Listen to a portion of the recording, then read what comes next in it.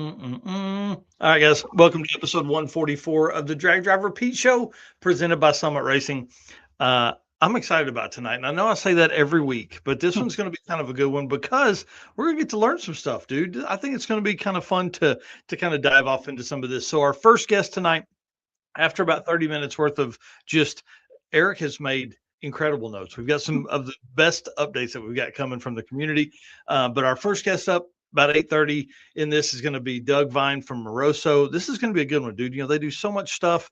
But what really sparked this, I want to give a big shout out to Cal Hayward because he was like, hey, I think Doug got me fixed up on this big block Ford oiling setup that we've been struggling with.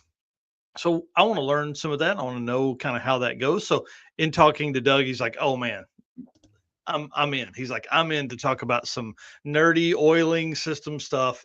And so I think that's going to be good. I also asked him for one or two tips for drag and drive guys with oil pans, right? Like we just want to know what to do and stuff like that, right? Then in the second half, the back half of the show is what I'm going to call this thing. We have the Diehl Brothers on for the first time ever. I don't know why this is the first time they've been on, but one of my favorite race teams. I don't even know what to say. I mean, they have multiple cars. They're going to streetcar bragging rights. These dudes, we were joking before the show. They've got about 2.5 weeks before they got to leave for streetcar bragging rights, and they're getting 4 cars ready. And David gave me a tour of the shop, dude. Their stuff pulled apart like crazy out there that they're taking in 2.5 weeks. So going to be a great show. We're going to talk to them for about an hour, but they're actually wrenching on stuff right now to get ready for streetcar bragging rights. I'm going to text them about 15 minutes till, and then they're going to come in and sit down and tell us all the fun stories. So Mr. Eric White, if you'll hit the intro, we'll get this thing started. All right, let's go.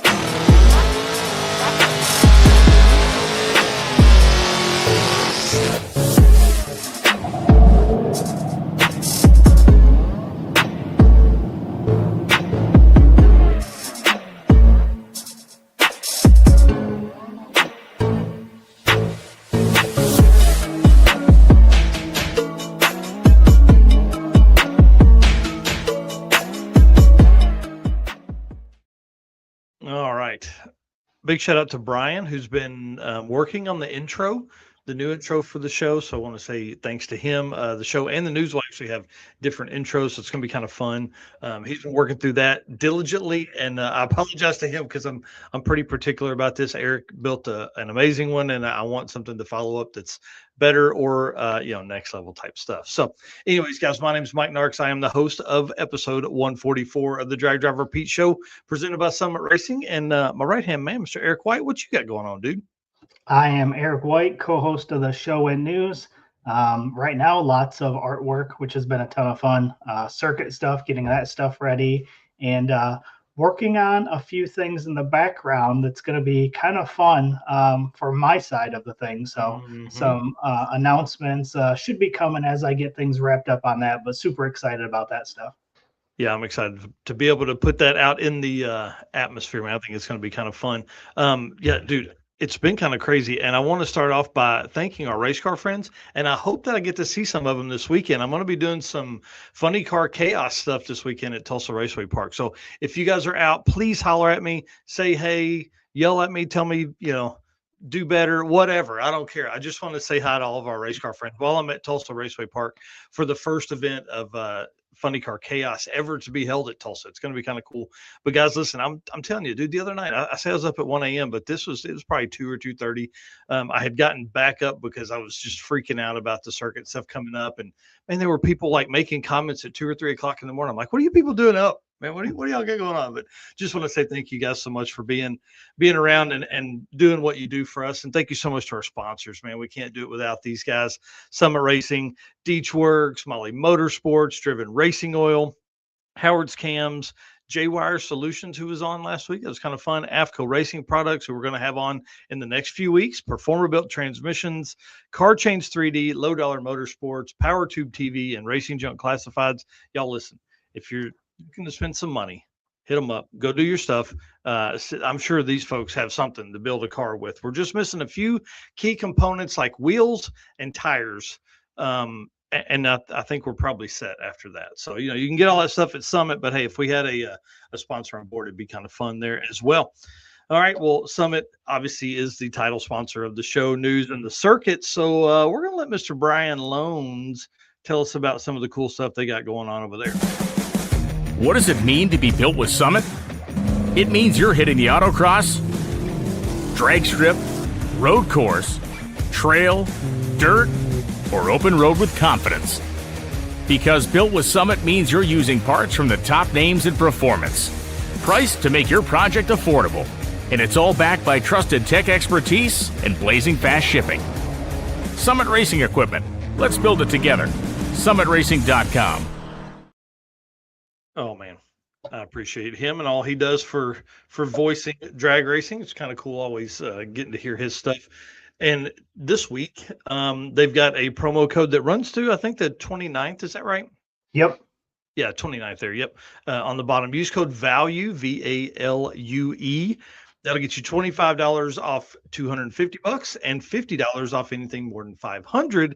And then if you're spending more than $1,000, hit us up. We've got a few discount codes left that will save you $100 off of $1,000. So bring it on. We want to help as much as possible, get you guys some stuff in your pocket. So again, use code VALUE at checkout. If you're spending less than $1,000, that'll get you $25 off $250, and that'll get you $50 off $500 too. And then anything more than $1,000, we got you on a discount code. So come on. Some comments over here. Miss April Barker said, currently watching the show and installing the new motor for the circuit. I can't wait to see them. That's a Mopar family, Mopar couple. They came out for the short circuit.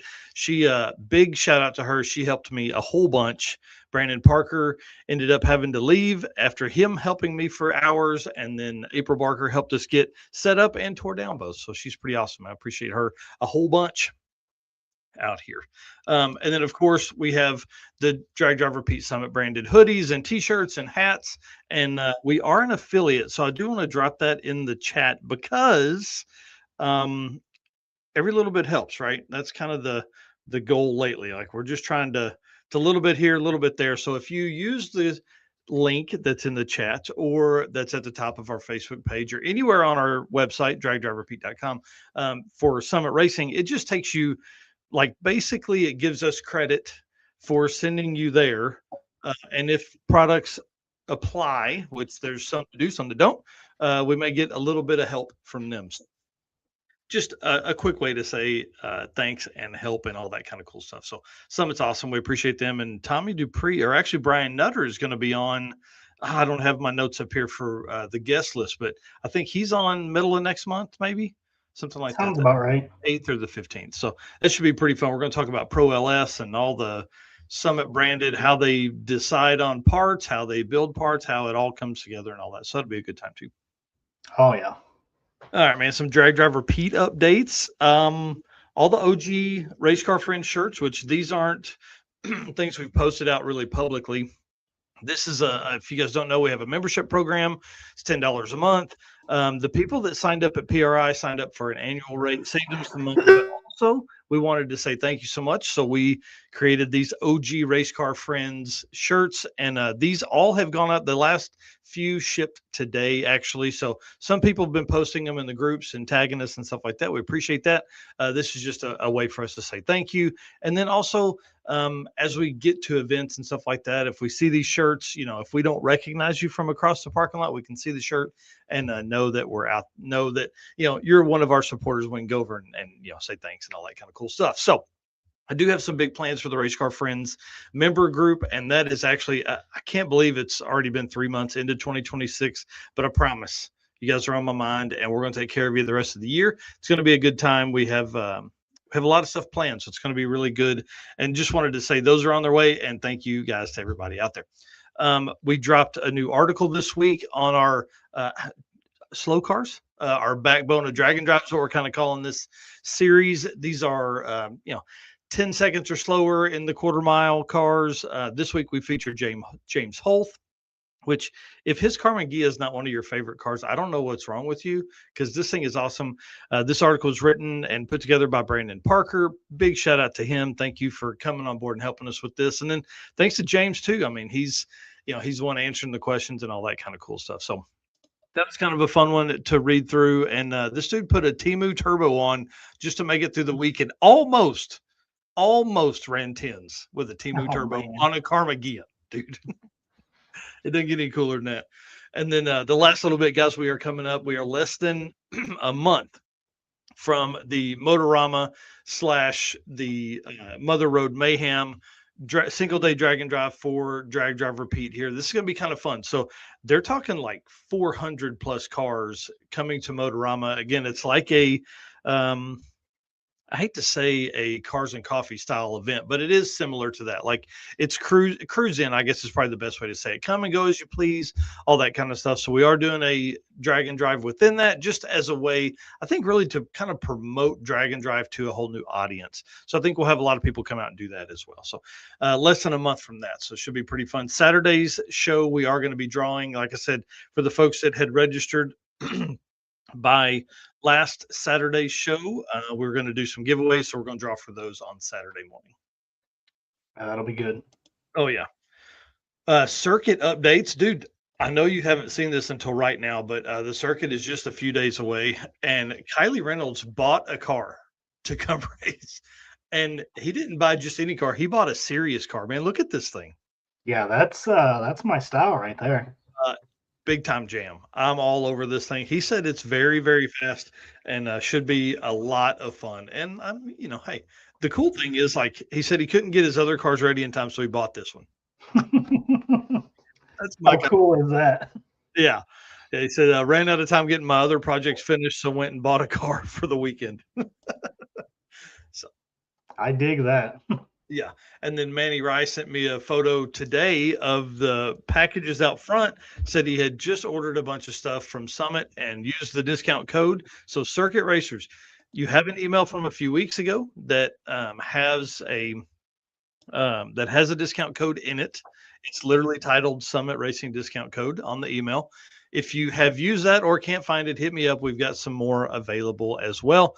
And just obviously needed to feature his Corvette here because the last 2 years, I think he's raced his F-150. Yep. So it's be kind of fun out here the first year in the Corvette. Yeah, new car for him, so that'll be fun. Yep. So it'll be a blast. And of course, I talked to Jesse Fox, official photographer of the circuit. He is bringing Benny. That is kind of the plan. And Benny will have the Rowdy motor in it. So maybe we'll see if we've got some time and let him make some passes down the track. I don't know. That's kind of the plan as of right now. So those are your circuit event updates. Again, do you have the notes there, how far out we are? Yes, 36 days. Oh my gosh. You have just stressed me out, sir. Tell us about some driven stuff. All right, let's hit this video and then we'll jump into it. Hey, it's Brandon from Fort Smith, Arkansas here. Driven Racing Oil is a performance engine oil that can do it all. GP1 is the ultimate oil for any race or performance application. Whether launching hard at the drag strip and during the extreme heat of off-road and circle track, or pushing the limits in top-fueled drag boats and demo derbies, winning racers choose GP1. Compatible with engines from classic hot rods to cutting-edge race machines, GP1's unique surface cleaning and high zinc formulation ensures superior wear protection, particularly for flat tappet camshafts, while solving issues like cylinder washout with methanol and ethanol fuels. Crafted from the legendary Bradford, Pennsylvania base oil and enhanced with state-of-the-art additive packages, GP1 offers the best in protection and performance. All right, DDR10 is the discount code to get 10% off the Driven Racing Oil website. So make sure you type that in as you're getting your oil for the season. So first up, registrations for the month of April. We're almost done with March. April coming up real quick here. April 2nd, Weekend Warrior Race and Relax. Registration will open for that. And then April 11th, we've got Drop the Hammer Judgment Day, the one-day event. That is when registration will take place for that. So still, if you haven't got registered for an event yet, on Saturday, we talked about a bunch of events that still had registration openings. And here's your opportunity with a couple more coming up here just in a few days for some and about a little over a week for the other. Mm-hmm. And then our next event coming up in 2 days. This is the first event since Sick Week.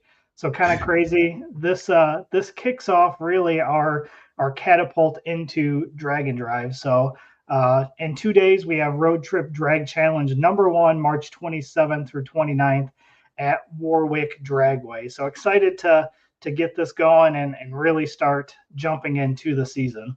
Mm-hmm. Yeah, bring it on, Australians. We want to see some stuff. Send us some photos of you making the trip. Yeah. And then leading into April events here, we've got April 15th through 18th. We've got Streetcar Bragging Rights. Again, this is 21 days. So talking to the Diehl Brothers here, 21 days until that event starts. And like you said, they're out there wrenching right now on the car. April 18th and 19th is the Redwood Rally Chaos Cruise. That is Playas Pizza and Samoa Drag Strip, which we're going to talk a little bit more about here in a minute. But that is 24 days away. The Mother Road Mayhem, April 19th. That is at Tulsa Raceway Park. That is 25 days away. Carolina Drag Cruise, April 22nd through 26th at Shadyside Dragway. That is 28 days. And once again, rounding out the month of April, the circuit 2026, April 30th through May 3rd at Tulsa Raceway Park is 36 days away. Dude, that's awesome. It's awesome. Coming up real quick. I can't wait, man. Bring it on. So then actually talking about Chaos Cruise, they announced just the other day that Samoa Drag Strip will be open to the public during the Chaos Cruise. So spectators can do a little test and tune during Chaos Cruise. So that'll be kind of fun too. Get some locals out there making some passes, some test and tunes alongside some of the Drag and Drive cars. So I think that'll be a ton of fun. Oh man, that's awesome. Yeah, Cole's Garage said building my hitch this weekend to get ready for the circuit. Heck yeah. And then in some other news, some not so exciting news, but totally understandable here. King of the Open Road did announce that they will not be having an event for 2026. However, there will be an event in 2027. So it said here, first of all, thanks for all the support over the last 5 years.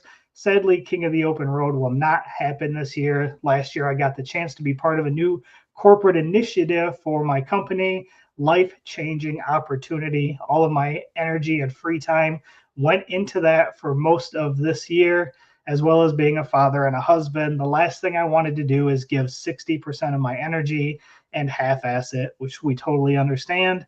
I try to do everything in life 100%, and the King of the Open Road deserves that. The event will return in 2027, and better than ever, I'm going to take this time and restructure the event, making it better than ever. So disappointing to see for sure, but again, completely understand the reasons behind this, and excited for them to kind of regroup and, like they said, kick it off next year, bigger, better event. Yeah, that's interesting. I wonder what kind of format he has planned or what kind of changes he has planned. Yeah, definitely something we'll probably have to reach out at some point and get some lowdown on that. Yeah, I'm excited. And then wanted to do a little recap here of TX2K. Some more sad news back to back here, I guess. Did you see this with Letitia Hughes and the steering shaft? I didn't watch much live, but that's what I watched live was that. Like I turned it on and hers was the next pass, and I'm like, what the heck? The great thing was like slow-mo or something. It was pretty interesting. What happened? The steering shaft had come out. Oh my God. So basically there was nothing she could do to steer the car but try to get it to a point, slow it down, and get it stopped. Yeah, man, that's crazy. It doesn't look like there's a whole bunch of damage there, so that's a win. No, I think it just kind of just scrubbed the wall just enough Mhm. to get it stopped. So Wow, man, pretty that would be crazy so there, scary. right? You go to Like no leave, and, steering. like, the steering wheel is still hooked up, but there's no there's nothing. Yeah, for sure. And then in the streetcar elite, Jim Braun taking home the win there. So um, another drag and drive racer there as well. And Brett Lasala taking the 2JZ versus the world, 587 at 246, which is a new TX2K record. Bro, that's insane. That's That like is pro mod level stuff out of a streetcar. yeah, I mean, that's incredible. On a small tire, like I mean, dude, that's crazy. Yeah, That's for awesome. Those sure. guys, man, that car is next level. Yeah. And then Cletus getting back in the winner circle, but not in what we would have expected. It was not in the stick shift class here. It was in Ruby, which is kind of cool to see. Hmm. So that was a very close race. I don't know if you caught that one or not. I got the replay on it. I think it was it 8/10 of a second or something, if I remember Jeez. correctly. So yeah, pretty close. But obviously, for those that have been around for a while and watched this stuff, it was cool to see Ruby back in, for one, in action, and two, taking home a W. Hmm. And then last one here for TX2K, Jimmy Dale coming home with a win in the streetcar class pro. Yeah, So big fan. Love pretty the awesome 50 there. Shades of Brown. Yep. So pretty awesome. Just a quick recap there of TX2K. Obviously, some drag and drive racers going on there. But again, that puts us at 50 events for the year. So again, dragdriverepeat.com/event list -2026 is where you can go to check out all of those events. And again, DDR10 is your discount code to get 10% out off of your order at drivenracingoil.com. Yeah. All No. right. So we'll jump in here to some J-Wire stuff, and we got some good stuff in here as well. What's up, guys? My name is Cole from Fort Worth, Texas. Expert car and marine wiring solutions that you can trust. J-Wire Solutions can wire and plumb your hot rod, your race car, hell, even your drag and drive car. Plus, they offer products to make your driving experience way better, like their blinker module that is just a must for all drag and drive cars. This module will allow your rear turn signals to continue to function while the brake pedal is applied, just like stock. Find all the details at jwiresolutions.com. All right. Well, this first one here you put in here, so appreciate that. You want to talk to this one? Oh, dude. Jason Hurley made a post kind of cryptically saying some stuff the other day. Said moving to he said old turbos. Sorry, hold on. That's what he sent me. So he made a post showing this turbo. Said there's some changes coming. Immediately, like I think that post was up 4 minutes, and I'm like, bro, tell me more. I need to know. Right. So he said he's moving to twin BTR 94 118s. Come Jeez. get some small turbos. Tri-ball bearing and billet wheels. Pretty awesome. He said old turbos were an S492 mid frames.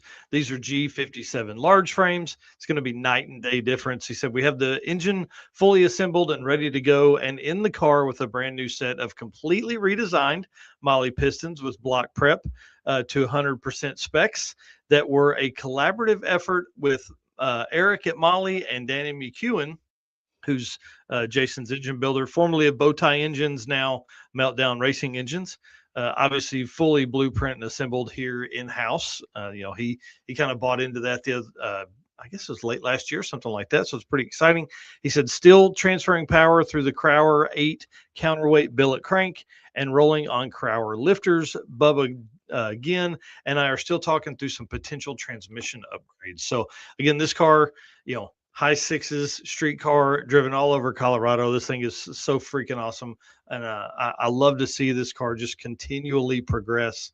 I think it was at Rocky or Race Week 2023 when he ran a like 200 point something miles an hour at Bandamere on the mountain. It was pretty awesome. So This again, one of my favorite people in Drag and Drive, one of my favorite cars in Drag and Drive.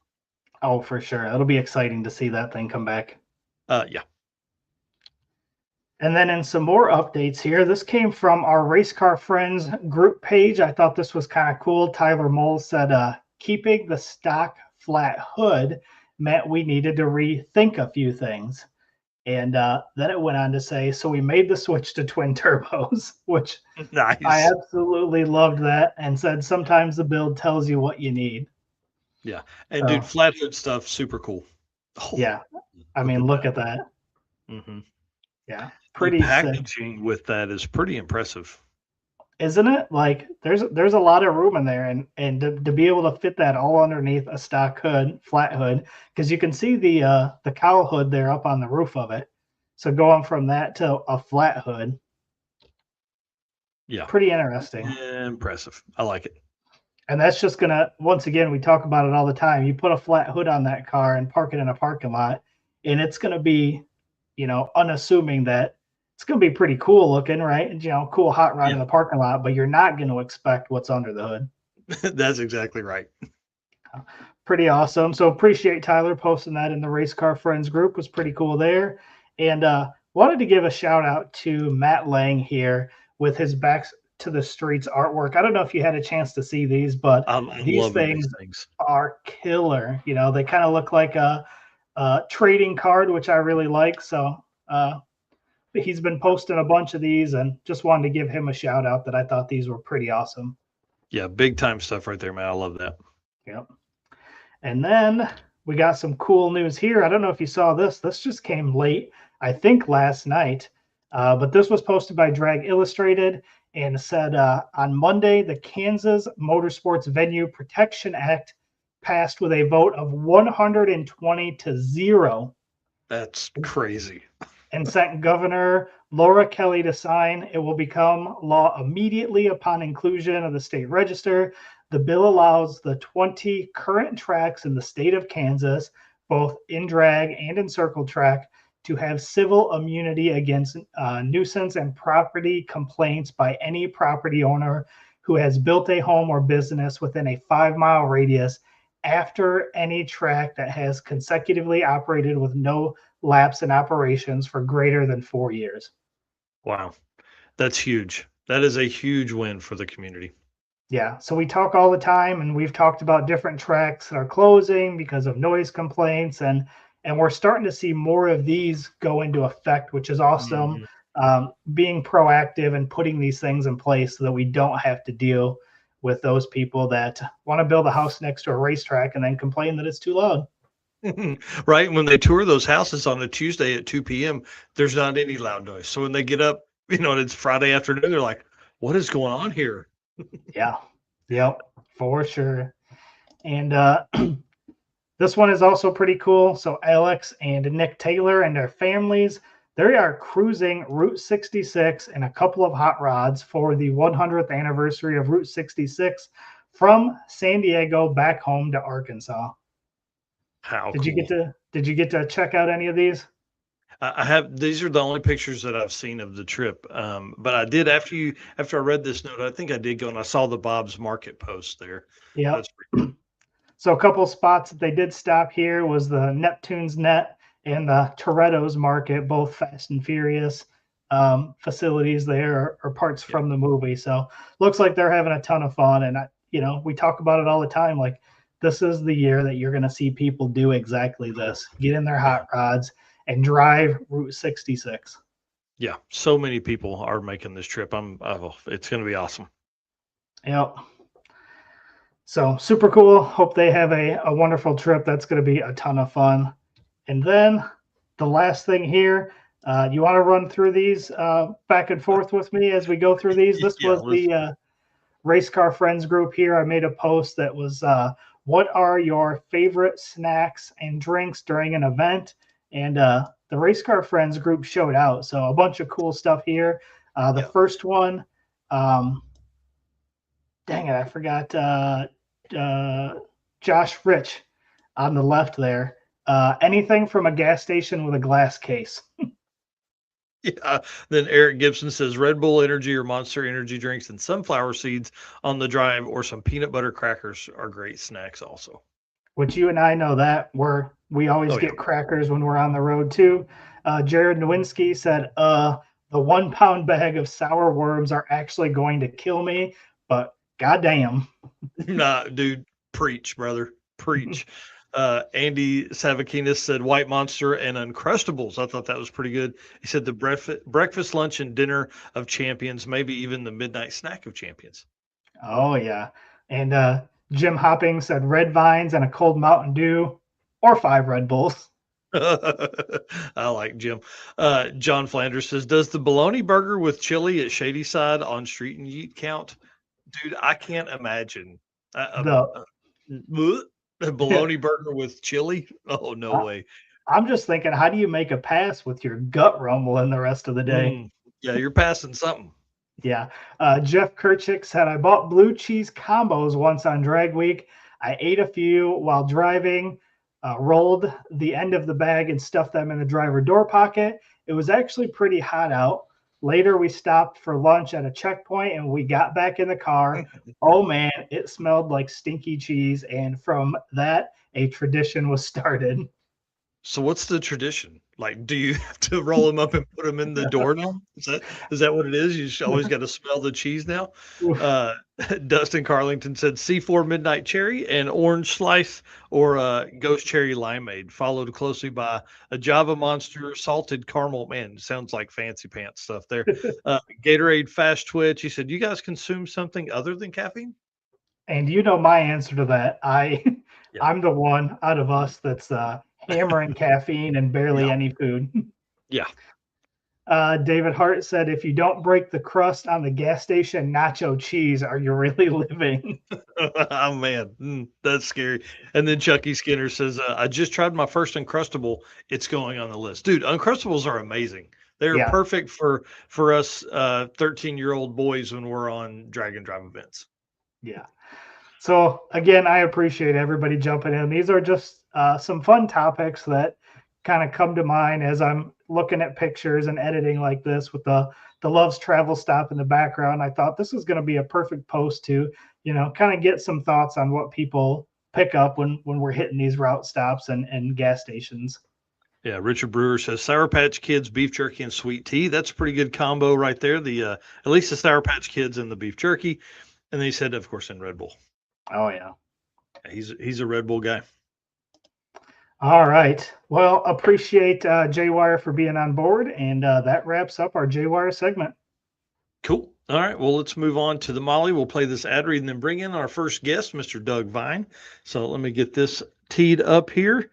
Looking for a forged piston kit for your vehicle? You need Molly Motorsport Power Pack.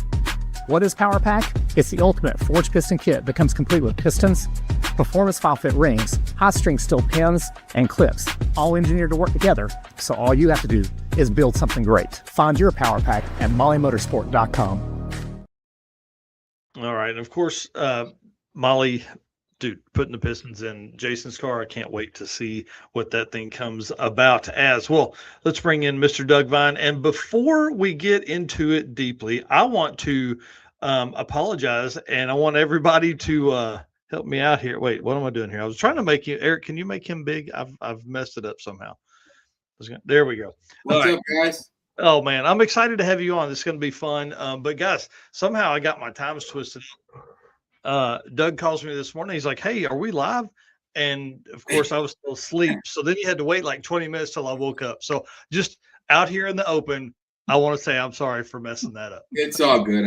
I read the text and I got confused, but here we are, right? It's all good, man. We'll make it work.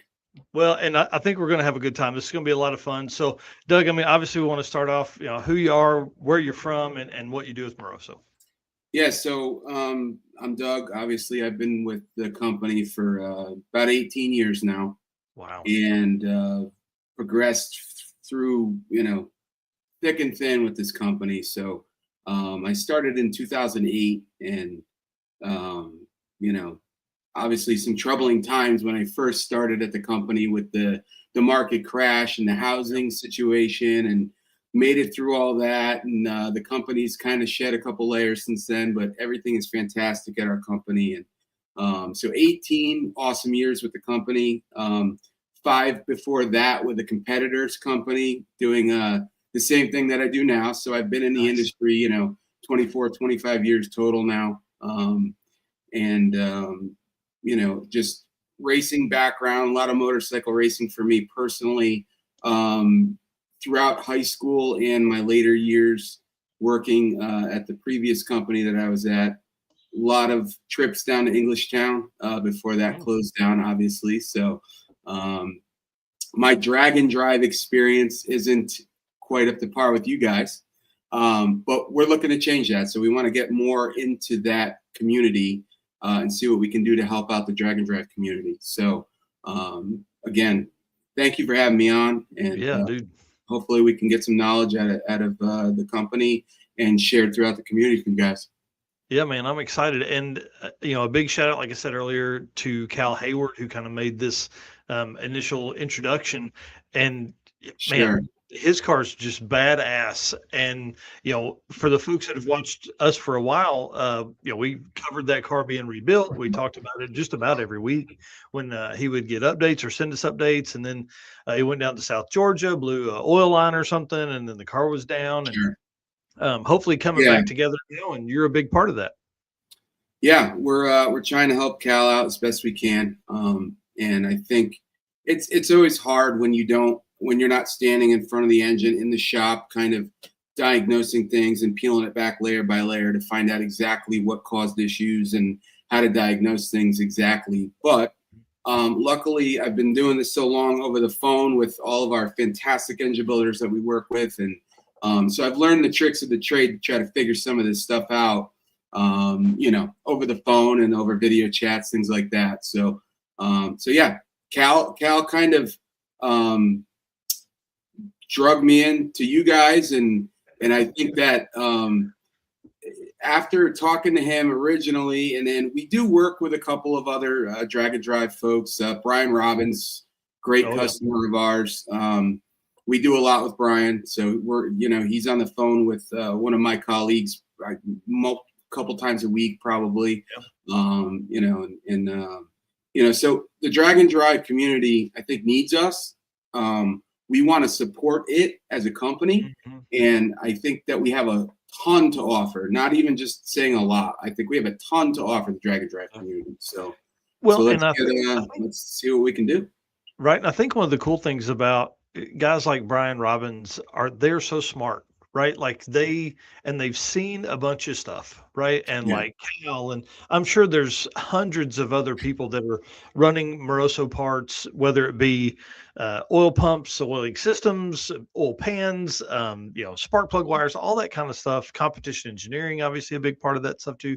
So, I think this conversation will be good, and us having a person that we can kind of lean on for answers, at least for Eric and I on our side, to just kind of again have that knowledge. Like I put in one of the photos here, and I'll just pull it up real quick, but it's the new catalog, dude. 100+ new products in the catalog. Are you serious? Like, how do you, like, as a racer, how do you even keep up with that stuff? And that's why it's always good to have somebody, kind of someone to talk to, I guess, basically.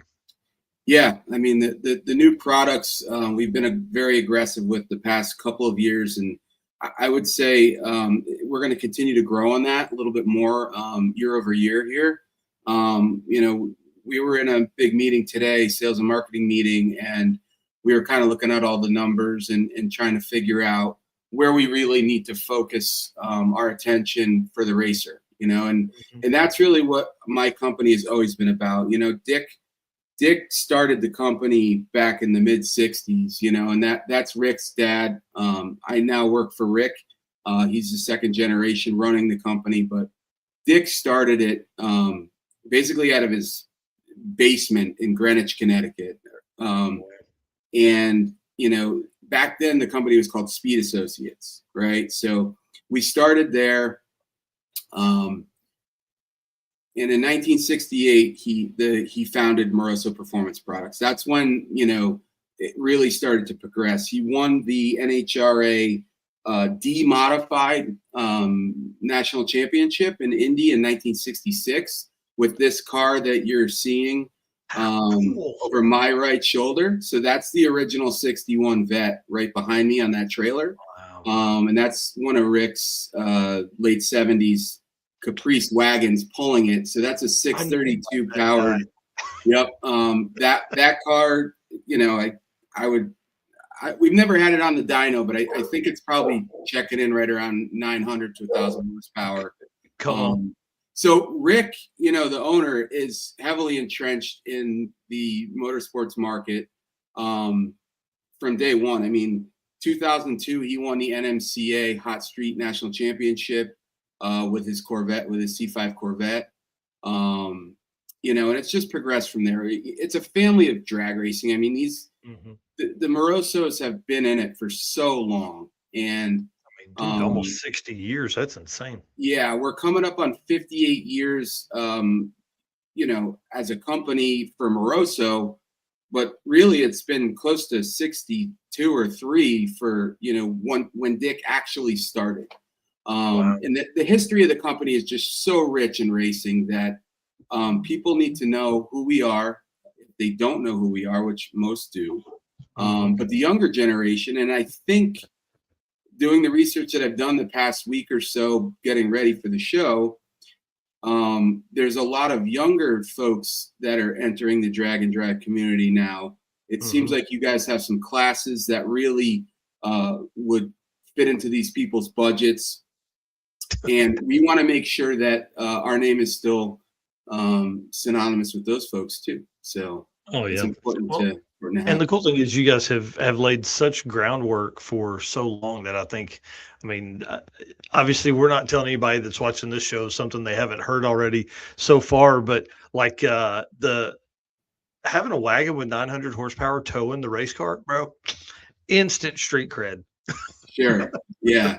I mean, that's one of, I think, three, well, really 4 wagons that Rick has. Oh, man, I knew I liked that guy. and yeah, and they're all very interesting by character. When you see each one, they're all very different.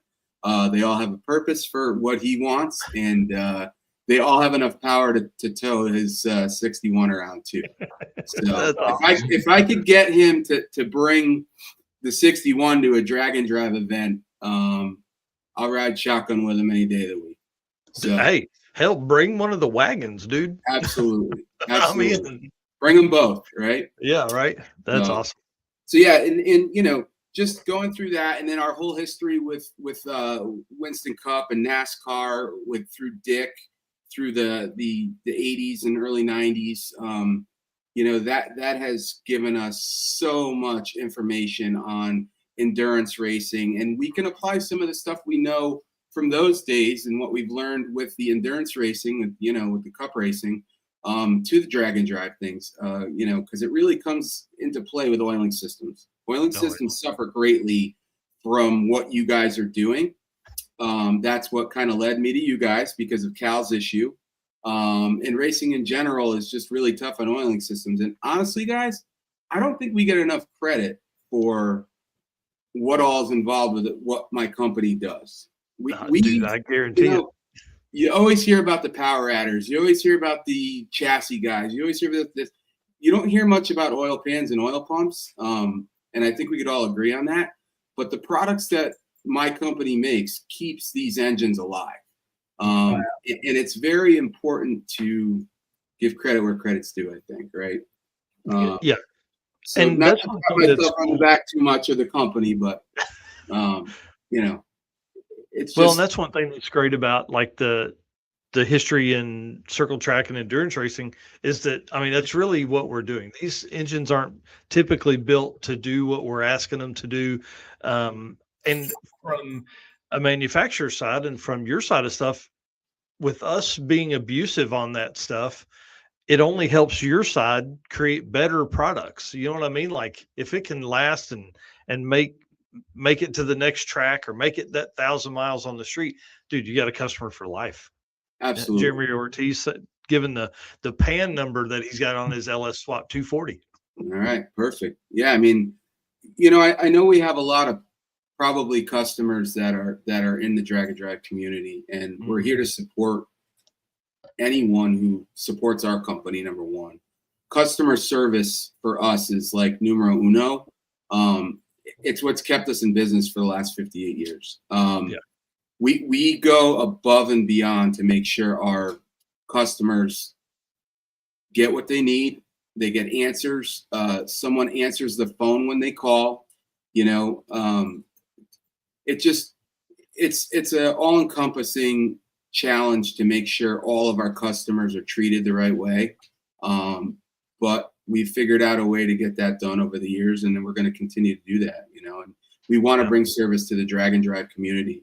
So if we can get more involved through you guys, through you know, the promoters, I think you're going to see that we're going to start probably working on more of that here in the coming days. So yeah, absolutely. So talk a little bit about Moroso and competition engineering, how they coexist with both companies pushing the whole brand forward. Yeah. So we, the company bought competition engineering from a person named Mike Valerio. Now, many people may remember him as a wheelie bar guru. And he's the guy that created competition engineering. So we purchased the company from him back in the, I believe it was the late 90s, early 2000s. Excuse me, the mid 80s actually on that one. So competition engineering is under the Moroso family of companies. We have 3 companies actually under our umbrella. So we have competition engineering, and I don't know if you guys are aware, but we also own Moroso Wire Technologies, which is our ignition wire manufacturing plant down in Philadelphia. So we manufacture our own ignition wire as well. We'll get into that a little bit later. Back to the competition engineering. So that's all done out of our chassis shop. And Rick had a chassis shop separate of our 70,000 square foot facility that we do most of our manufacturing in. And that's where we kind of were working on a lot of that stuff in the background. Yeah. Sorry, Vinny Barbone. I'm wearing the Sam Squat shirt tonight. That's it, man. That's a cool shirt, by the way. I like that.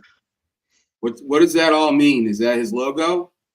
So the Sam Squatch is the Geo Tracker that's twin turbo. Okay. I think still small block Chevrolet, but on the back it's super cool. I would get up and model it, but you know, let's just be honest.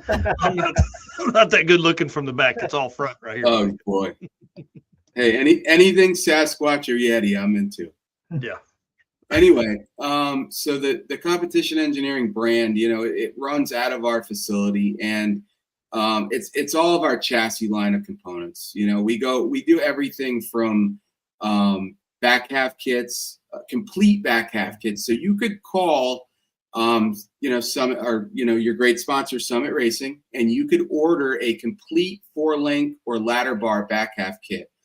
I'm talking welded frame rails, completely assembled, ready to go. You're going to get a complete 4-link assembly, rod ends, bars, bracketry for your rear end, everything you need to install a complete 4-link kit in the back half of whatever vehicle you're going to put it in.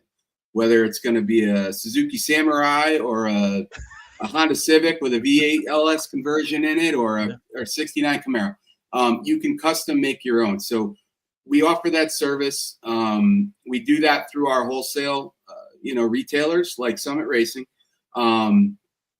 So that's you know, a huge portion of that business was learned over the years through Rick's chassis shop and our chassis guru Paul Minori that works at the shop. And you know, in addition, we do our own fabricated 9-inch rear end housings. We do 12-way adjustable shocks. We do ladder bars. We do 4-link kits. We do steering columns. So we have pretty much a complete catalog for chassis builders within our Moroso catalog through the CE brand. And it's just, you know, as far as the drag and drive community goes, if you're not familiar with CE, you should check it out on our website, because we have a lot of stuff that all of you guys are going to be needing to build a successfully, working drag and drive car. Yeah, that's for sure. Yeah, I was trying to go through some of that stuff today, and I was like, "This is overload, man." Yeah, we have close to 4,000 active SKUs right now. That's awesome. Which is probably one of, we're probably one of top 5 in the industry for active SKUs in our catalog. Now you could look at other larger companies that own a bunch of brands, but again, this is Moroso. We don't have all these little spin-off brands that we rebrand things under. And it's been privately owned. As far as we can go with American-made products, we push it to the absolute limit. We do not like bringing things in from overseas. Everything is kept in Connecticut, manufactured in Connecticut as best we can, with 100% quality guarantee. So, awesome. Yeah, so that's the CE side of things. A lot of stuff offered through the CE catalog to help build a drag and drive car, 100%. That's awesome. So kind of talk a little bit about oil pans and stuff. So I seen Vinny saying that he's waiting on an oil pan for his engine. So somebody like me, I have a stock LS oil pan with welded bungs on it. How does like a Moroso oil pan, how does that better than, like something like what I'm using today? So your question is, why is a Moroso pan better than what you currently have? Yeah, kind of talk about like the benefits of the Sure. pan that you guys offer. So depending on what level of pan you get, we have mild to wild, baby. So we service the cheapo short upgrade customer all the way up to a NHRA Pro stock, right? So we take a lot of that technology that we learn from the engine builder, from working with the engine builders and the race teams, and we try to trickle that down into everything we build. All right. So usually always with a Moroso pan, I'm going to say 98% of our pans have at least a trapdoor baffle assembly, some sort of windage tray added, usually a crank scraper to keep the oil from splashing back on the rotating assembly. It's got the features that we know work for the race engine builders. We pull those in and we try to keep those incorporated in all levels of pan that we offer. So if you bought a stamped steel Moroso core base pan, we call them, like a let's say a 20403, which is a big block Chevy rear sump stroker pan for a Mark IV block, which there's probably hundreds of those floating around the drag and drive community. Oh, yeah. You're going to get at least a screen windage tray. You're going to get at least a crank scraper, a trapdoor baffle assembly, and then a windage tray to keep all the oil down in the sump, hard acceleration, keep the trapdoor open when you're accelerating, slams closed when you get on the brakes at the end of the track, keeps the oil under the pickup tube. So oil control is huge with all of our pans. Windage is huge with all of our pans. Keeping the oil away from the rotating assembly is very important. If you ask any engine builder, windage will kill your day. Ask Cal Hayward; he'll tell you all about it. Oh, yeah. So those are the features we try to build into all of our pans, and why they're better than like a OEM cast pan or something like that is the OEM's just cheap. There's nothing in them typically. And they're not worried about drag racing. They're not worried about that kind of momentum. Yeah, with the G-forces, launching the car, slamming on the brakes at the end of the strip, you have to keep that oil controlled. And the faster you go, the harder those G-forces are pushing on that fluid, pushing it back and pushing it away from the oil pump pickup tube, which has to stay covered or you're going to start sucking air and getting windage issues, cavitation problems with pumps, and that's when your engines start to blow up. So it's very important for the oil control. Yeah, that's really where we would differentiate from an OEM type pan. All those features. And then the other big thing is the capacity. Almost all of our pans add at least a quart or two of extra capacity, depending on how big you go with the sump and if you have kickouts and things of that nature. So that's another thing. You get a ton of extra capacity, helps keep the oil cool, helps keep the engine happy. And again, the name of the game, I think, with the drag and drive is keeping your oil temperatures at a sustained level where they're not going to be overheating and boiling and causing windage issues there. But we also want oil temperature because we need the oil to move around well in the engine through the pump to create volume. So there's a lot of stuff going on there. Right. Well, let's talk about also, I'd like to have just a quick lesson on, wet sump versus dry sump. If you can kind of give us that rundown, because every time we see this spider looking thing on the right side, I get anxiety. So. Yeah, a lot of stuff going on there. So the dry sump versus the wet sump, it is a big deal. I'm going to use Cal as an example. So Cal called and said, "Hey, I'm having these issues with my pan, and I tested out a dry sump system, and it improved my oil pressure problem tenfold on the dyno." So he wanted to spec out a complete dry sump system for his engine, and that's what we went ahead and did over the last couple of weeks. So we're building Cal a complete dry sump pan specific to his engine block and his combination that will fit exactly into his car. We've spec'd out a tank for him that I think is going to work real good because it's going to have a lot of extra oil. Now, the differences between a wet sump and a dry sump system are going to be this. The dry sump is the ultimate oiling system. Okay, it doesn't get any better than that. So that's the top of the food chain for oiling systems. And what it allows is we're pulling the oil out of the engine. So there's no oil collected in the pan. As soon as that oil drops down through the valley and drains back, we're scavenging that out of the bottom end of the engine as quickly as we can. We're returning it to the pump, we're returning it to the tank separately so that it can deaerate, collect as a solid lubrication mass back in the tank, and be drawn back and pressurized through the pump and pumped back into the engine as a solid. Okay. Now, when you're doing this with a wet sump, it all has to happen within the oil pan. And when that happens, you get a lot of extra air and oil mixture.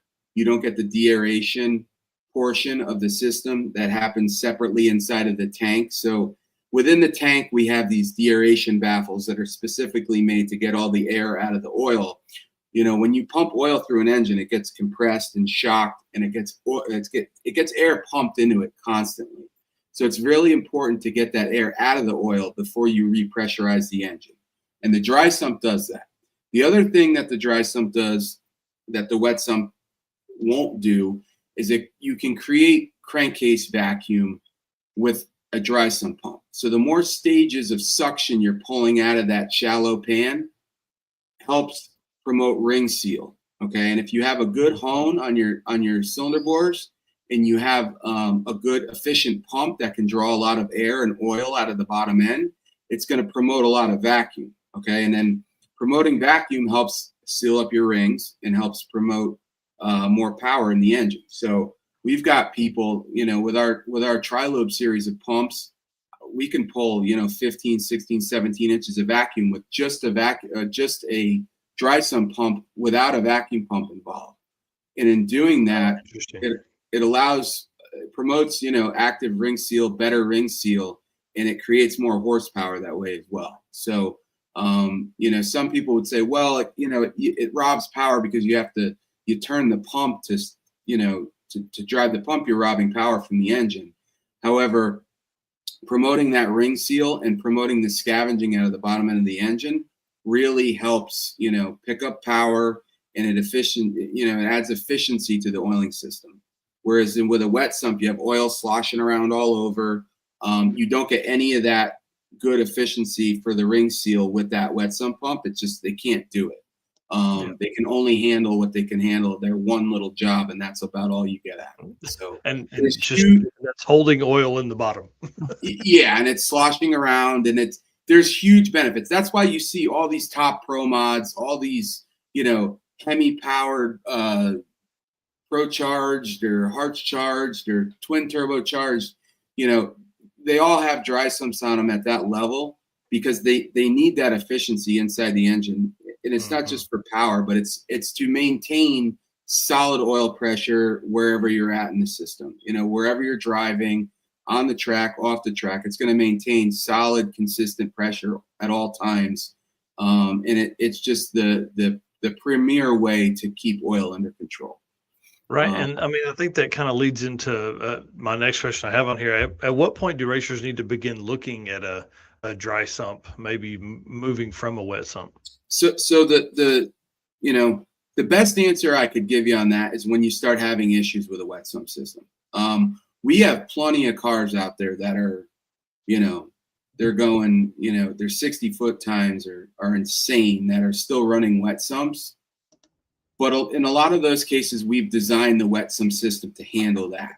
Your basic wet sump internal pump system is not going to be able to handle those G-forces. You're going to start to see oil pressure fluctuation on your launch. Your 300-foot, you'll see, a lot of squiggles on your data acquisition. If you're monitoring oil pressure, you're going to see a lot of squiggle marks. You're going to see a lot of inconsistencies jumping up and down.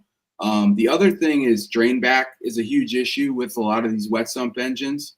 If you don't have really good drain back to the pan and you can't get the oil back to the pan fast enough with a wet sump, you're also going to see starving for oil. You're going to see pressure inconsistencies with that. So once you start to see these problems, and it comes with power levels of the engine, it comes with mostly, ET times is big. That's going to be the biggest thing. There's only certain you can only go so fast with a wet sump before the dynamics of the system just go out the window. Fluid physics can only handle so much, right? So to get past that, we have to go to a dry sump. That fixes those problems because there's no oil sloshing around. You're not relying on the pan to control the oil. Now we have a pump drawing it out. We're controlling the oil in the tank with the pump. It's a totally separate deal. It's totally different. And it's just, they're two different worlds. So to answer your question, when you need a dry sump is when you start having issues with the wet sump system, not be able to handle the performance of the vehicle. You wouldn't necessarily see it when you need a better system driving down the highway in a drag and drive situation, but you'd absolutely need it on the track. That's when you're really going to see a need for a dry sump. You're going to see oil pressure fluctuations. You're going to see burnt up bearings. You're going to start puffing oil, and you're going to see engines start to blow up. And that's when we're going to have to go to a dry sump for sure. Right. And I guess I was thinking of as decel, that oil is going away, but even on acceleration, like you may, if you're leaving hard enough, that oil is pulling away from the front of the pan or sitting in that pan, it's pulling up onto the crank and all that kind of stuff. So absolutely. Interesting. Yeah. It's going to walk right up the back of the pan. And even when you put a shelf baffle back there and you baffle it up real good, you still can't get away from the G-forces, right? It's like being in a fighter jet and having them go to afterburner. I don't care who you are or what you're going to do. You're never going to be able to lean forward in that thing. You're going to be stuck to the back of your seat. Most of us have never been in a fighter jet, but I see a lot of videos on YouTube, and that's what it looks like. So that's what I would compare it to. You're stuck to your seat, and you ain't moving until that thing's let off the afterburner. You know what I mean? And the same thing happens with your oil. You're just stuck there, and in order to get it correct, we have to build around a better system, and that's what the dry sump does. Interesting. Well, as we kind of wrap up here, what are a few tips, one or two tips for drag and drive racers that you think we could use from your vantage point and knowledge? From Moroso, oil temperature is huge. Keep an eye on oil temperatures. Oiling systems related don't react well to a lot of oil temperature or running on cold oil. I think I was looking at some sick week footage of guys in the morning in Florida, huddled around heaters and having to run their cars in the extreme cold, So I hope that doesn't bite you guys too much in the future, depending on geographically where you're located. But they had some pretty cold temperatures down in Florida that week, and if you have to go make passes in your car, you got to make sure that oil is heated up. Oil does not move through engines when it's sub 100 degrees. And there's a lot of damage that can occur. There's a lot of problems that can come with it. So I would tell anybody who's a drag and drive person to monitor your oil temperatures. It's huge for us. There's a lot of negative reaction to cold or really hot oil. So keep your eye on that. You know, any other tips for drag and drive? I mean, gosh, there's so many I can go into, but the other one would be probably monitoring your air pressure, right? So keeping a good air pressure gauge in the car with you, or in your box, or on your trailer, or however you're getting your stuff around with you. We're big oil air temp guys, so if you can keep your tires checked all the time with a good air gauge, and you know, I've seen a lot of people at the racetrack like borrow a tire pressure gauge from their buddy. You want to consistently stay with the same tire gauge, because even if it's off by half a pound or a pound, I don't know, again, in the community, how in depth these guys are getting with tire pressure, but it's a good idea to keep a good solid gauge in the car and make sure that your tire pressures are spot on when you get to the track and when you're driving on the road, because it could change frequently when you're doing these things, and some people probably aren't checking that as well as they should be. Well, and I'm sure they check them, and then they're like, okay, suit up. Sure. Time to sit in the lane for an hour. Yeah, it's big to make sure that car goes down the track straight and handles well. But then again, you're changing tires when you're leaving, so keeping a good gauge, a 0 to 60 gauge instead of just a 0 to 15 gauge, so you could check your street tires along with your race tires when you swap them out at the track when you're going to head towards the hotel or wherever you're leaving the track to go to. Keep a good tire gauge in the car. That'd be important for you. And then it's just keeping your oiling system up and running and in good condition is very important. It's going to keep your car running for longer. It's going to keep you heading down the track more passes without having to worry about things and burning stuff up. So just keeping a check on your oil levels, things like that. Blow by is a huge problem with those cars too, I would think. So making sure your PCV's not chugging down all kinds of oil as you're driving to your next track or your next hotel. Just keep an eye on all your oiling system related products. That's really important for us. So those would be my three biggest ones. That's awesome.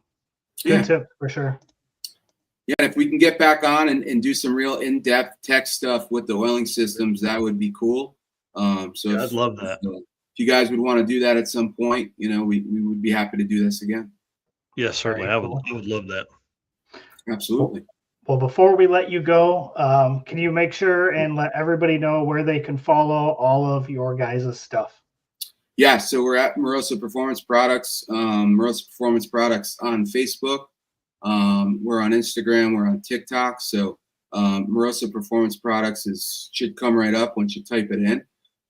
Should be a round circle with our logo on Instagram, and then obviously our Facebook page it's got the montage of the company in background, and and then if you need to purchase anything, you head over to moroso.com, and we can help you out there too. So if there's anything else, and again, can I just give a shout out to Summit Racing? I know they're a sponsor of the show. They're one of our best customers, and if you guys need anything from Moroso, head over to Summit Racing Equipment. They're great for us, so we appreciate it. Yeah, always a ton of stuff, man. Thank you so much for coming on tonight. Again, I apologize about the time mix-up. I am glad we were on here live, though. I don't think we would have had the conversation we had if we had pre-recorded. So again, thanks for the patience, and dude, I can't wait to have you back on. What I love, and I say this all the time, I love when don't take this wrong way, but when nerdy people get into cars, like when folks get real technical and stuff like that, it really is a lot of fun for me on my side, just because I think we all learn. At the end of the day, and it's really cool to see cool dudes kind of nerd out for a minute. So I'd love to have you back on probably mid-May. I think is probably our next roundabout, and I would we'll go through and we'll get some questions gathered up and get some people that are, definitely running not just your stuff, but just that have questions and just want to dive into that stuff. So yeah, let's get that scheduled out. I'd love to be back on, and we could really geek out on some oil flow info and some temperature stuff and some testing stuff that we could bring up some screenshots and some screen shares, and maybe we could get Cal on, because I think at that point he'll have been totally converted over to the dry sump. So maybe we could bring him in too. Yeah, that'd be great. All right, sir. And maybe even Brian Robbins. I know that dude's the smartest. So that'd be awesome to have Brian on too. Absolutely. Yeah. Well, thanks, Eric. Thanks, Mike. We appreciate you guys, and we look forward to the next one. Yeah. All right, Doug. Thanks, buddy. Thank you, guys. Appreciate it. See you. How cool, man. Do you feel dumb now? I feel dumb.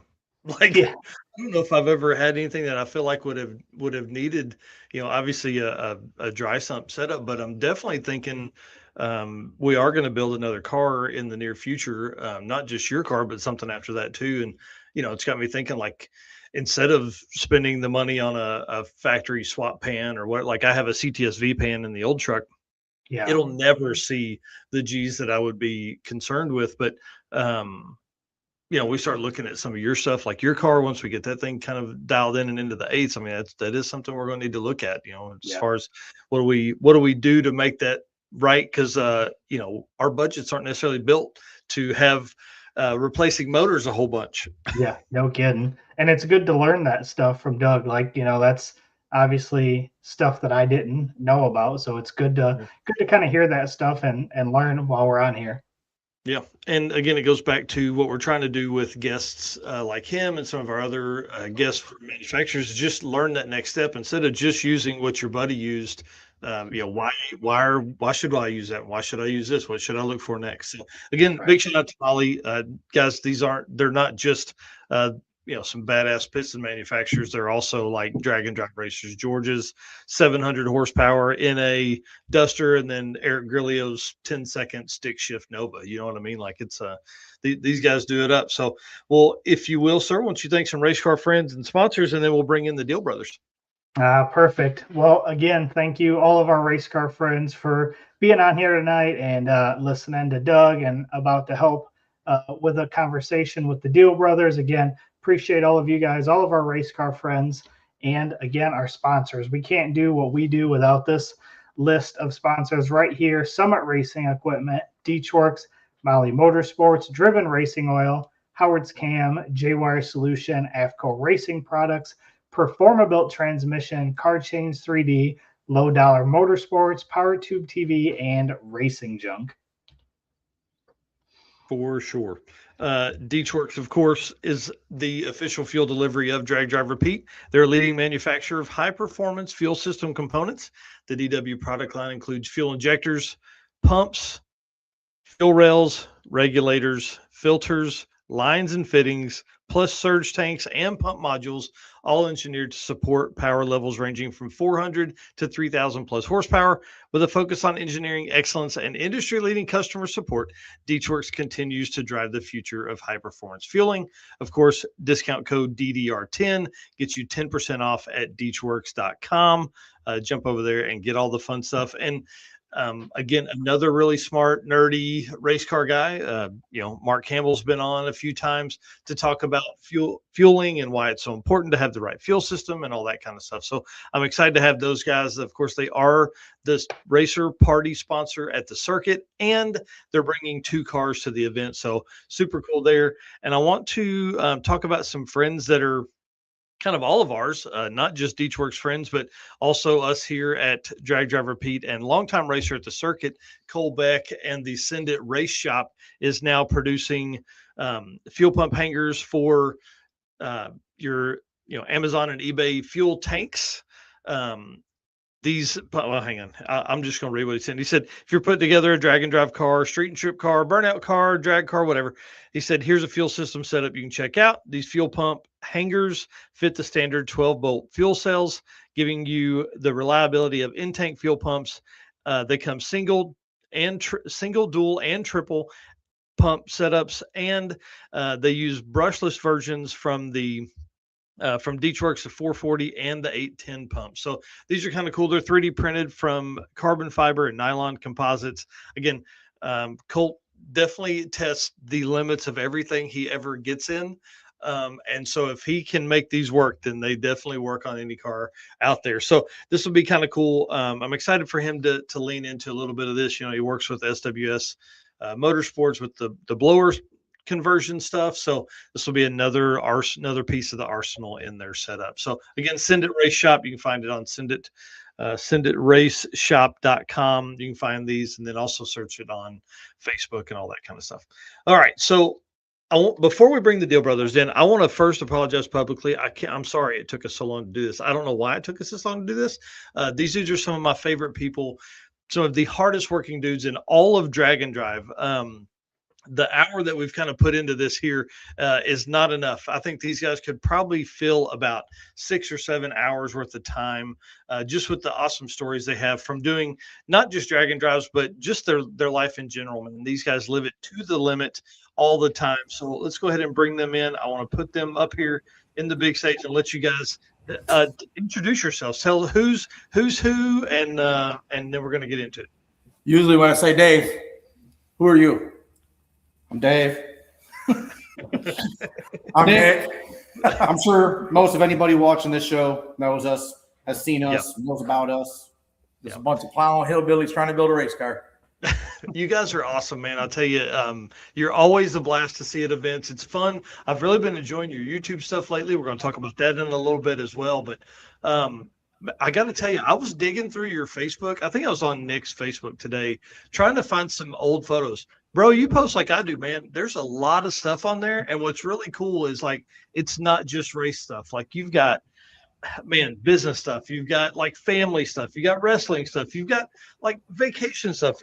You guys you're awesome, man. I tell you, it's really a lot of fun to watch out here. So keep it up. That's what I'm saying. Keep it up. Keep up the good. You know, we've heard it all a million times. You only hear one time, live it to the fullest.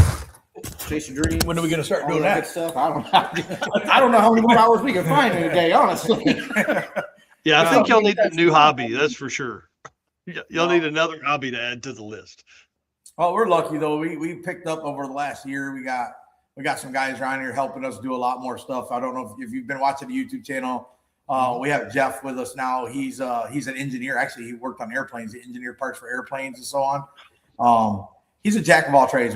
He can do carbon, he can do molds, he can do 3D, anything you think of, the dude can do it. And he's a welder and fabricator. I watched him build a jet engine and put it on a snowmobile. I'm talking about just wild off the wall stuff that you shouldn't do. He's done. So he's an asset to have here, and he's having fun with what we're doing. He's into the drifting. He's actually talking about he wants to build a drag and drive car now because he's been watching us and helping. He helped work on obviously the Better Half Camaro, and we work on quite a few drag and drive cars here at the shop. Also, as you guys have probably seen, Harley he wears many hats here too. He runs the front counter, does all the breathalyzer stuff, helps order stuff, takes phone calls, pretends to be a film guy, camera guy. He's the media guy. Oh Lord, dude, he does a great job. Big shout out to Harley. Getting fired up, ain't I? You're gonna be fast for that one. You're getting kicked in the shin for calling media guy. Yeah, he hates the media guy title. But I'm a homie that hangs out and films video. Yeah, he's a homie that films video. But he's the one that he came around. Me and David talked about doing a YouTube channel for years. We had people literally to come into stores like, man, I really wish you guys would do. They'd walk around, see all stuff like, why aren't you guys showing this? You're missing a market. Like, you guys probably just do this for a living. And they're like, yeah, right. Nobody wants to watch us hack on stuff. And whatever. I guess I was wrong. Yeah, you were wrong. Because, dude, you've grown to 10,000 subs in like a year, right? Yep. But just over a year. And we're still learning our way, man. We have a hard time because I think the way we do it is how I want to do it. We show the good, the bad, the ugly. We don't try to we don't, what do you want to call it? We don't have things, and we don't have scripts. We just, what comes out of our mouth comes out of our mouth, and that we put it on there. We leave it like that.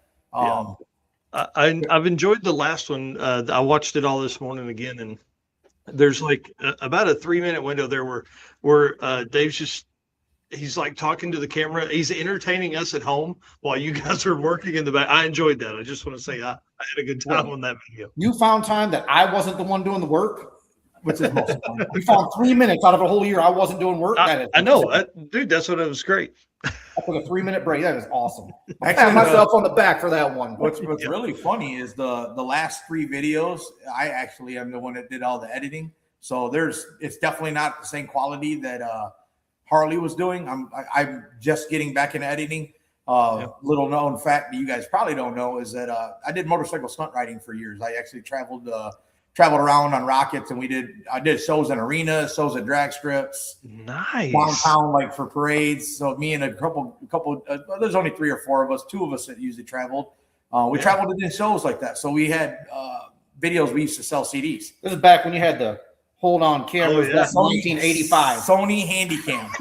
It literally was a Sony Handycam, but that process, just like anything else in life, because I did the editing back then and understand how to cut and do all that stuff, I was able to get right back into that part pretty decent. I mean, it wasn't perfect by any means. Blending audio and all that.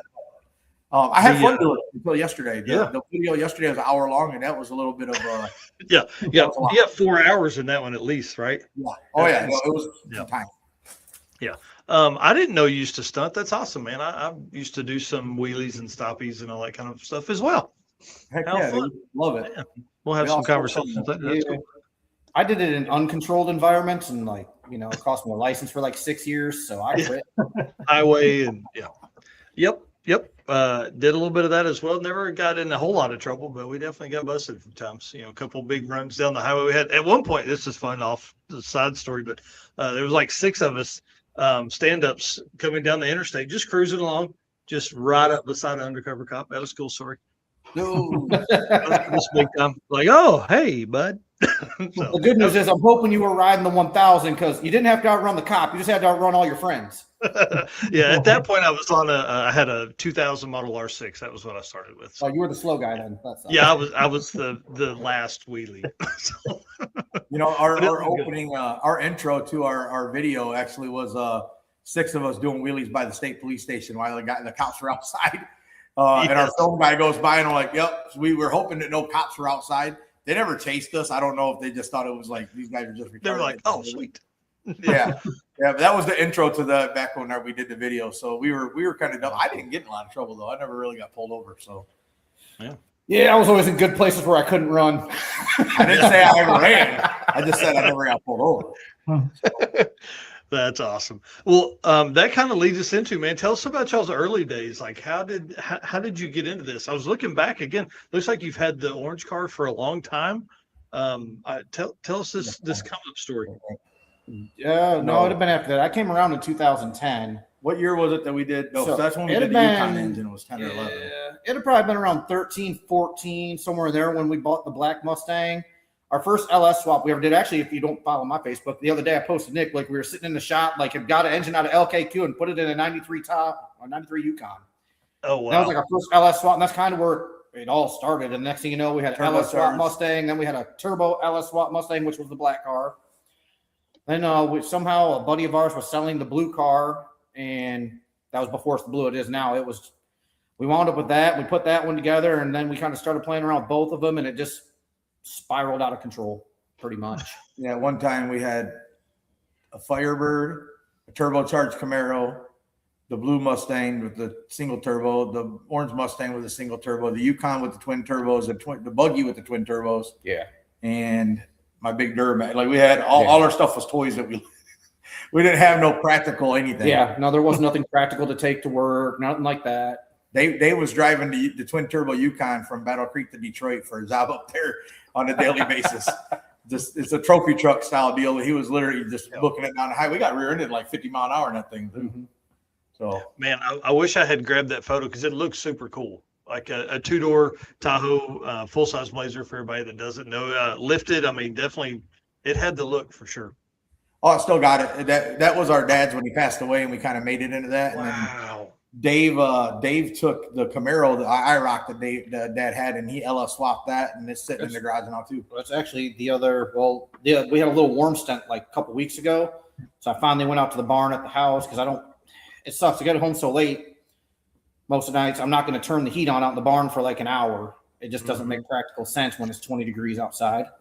Yeah. So we have a little warm stent. So I went out to the barn. We have a black Mustang at the house that we've got. I'm sure people have heard about. When we wrecked the car, I said, hey, I got a black Mustang at the house on the hoist with the chassis pretty much done already. We could put everything into. So I got that off the hoist. Actually put my IROC Z onto the hoist, got the trans and everything put in it and all that stuff. And then it got cold again. So I'm working on that. I'm working on that one at the house. Oh gosh. Dude, when do you have time? You guys are always in a build to get stuff done ready for the next event. That's pretty impressive. Well, I'm hoping here soon we're back to our ways we had there for a while where we didn't work on things. Yeah, the race car literally sat in a corner until we went to the race. We went and we were on a roll there for a minute. We went to 6 or 7 races in a row and won. We were racing pro mods and somehow would get lucky and make it to the finals and win. And the car was just consistent and did what it did. And one of our favorite races, to be honest with you, kind of really draw this. I think it's the pivot. You know, you have that pivotal race that kind of drew you into racing even deeper, which you don't need it, but it happens. I think it was Roadkill. Our first year that we went and did Roadkill at Motor Trend, we had such a good time. It was a really, really fun time getting to race on the streets of Woodward, Detroit, you know, Car City, where everything started, Motor City, you know, everything started there. And getting to race on the street. And it's tough. It's challenging. Yeah, they try to glue it and this and that, but you just don't concrete it's not concrete, it's asphalt. Yes, it doesn't asphalt, glue almost makes it worse. It makes it greasy. Matter of fact, if you guys want to see a cool video, it's not our video, unfortunately. Somebody else has it, but there's a YouTube video. If you put orange Mustang wrecking on Woodward, Dave went through the fence at Woodward Racefield. What? And worst thing is, we finally made it. We actually made it into the show, and then we couldn't do it because Dave wrecked the car. Dang it. Well, that was the first time Dave ever wrecked it, I guess. So I can't say again yet. But I got a ticket. I got a ticket for that. Yeah. Oh my God, dude! What? Reckless driving ticket because he went off the course.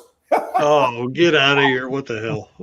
I actually had to drive to Pontiac 3 different times to fight that ticket because they gave me a reckless driving ticket because I said once I exited the fence, I was no longer in the event.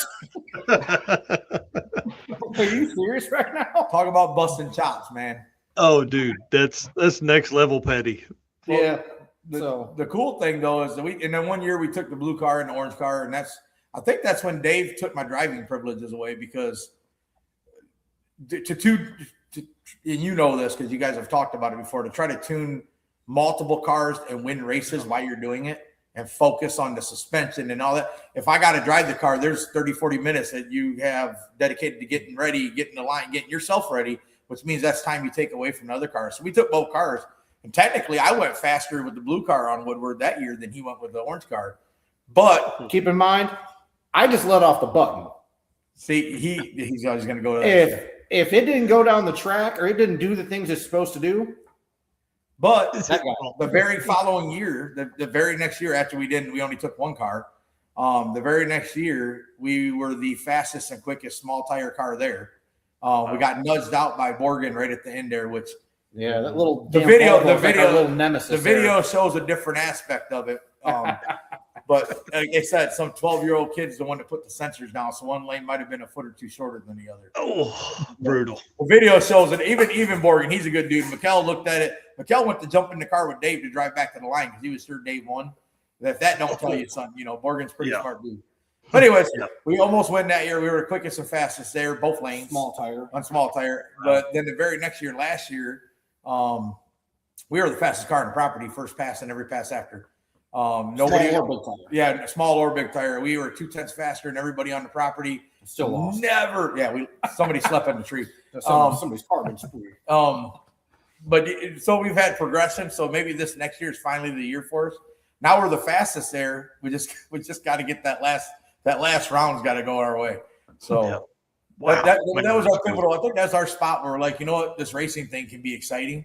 We just didn't know it was going to put us in a broke house and all the other stuff that comes with it. I'll tell you something was really cool too. Like not last year, but the year before, wasn't it? Or was they had Ice Cube down in the big parking lot. That was after we got done racing, they had Ice Cube concert down in Pontiac on the streets.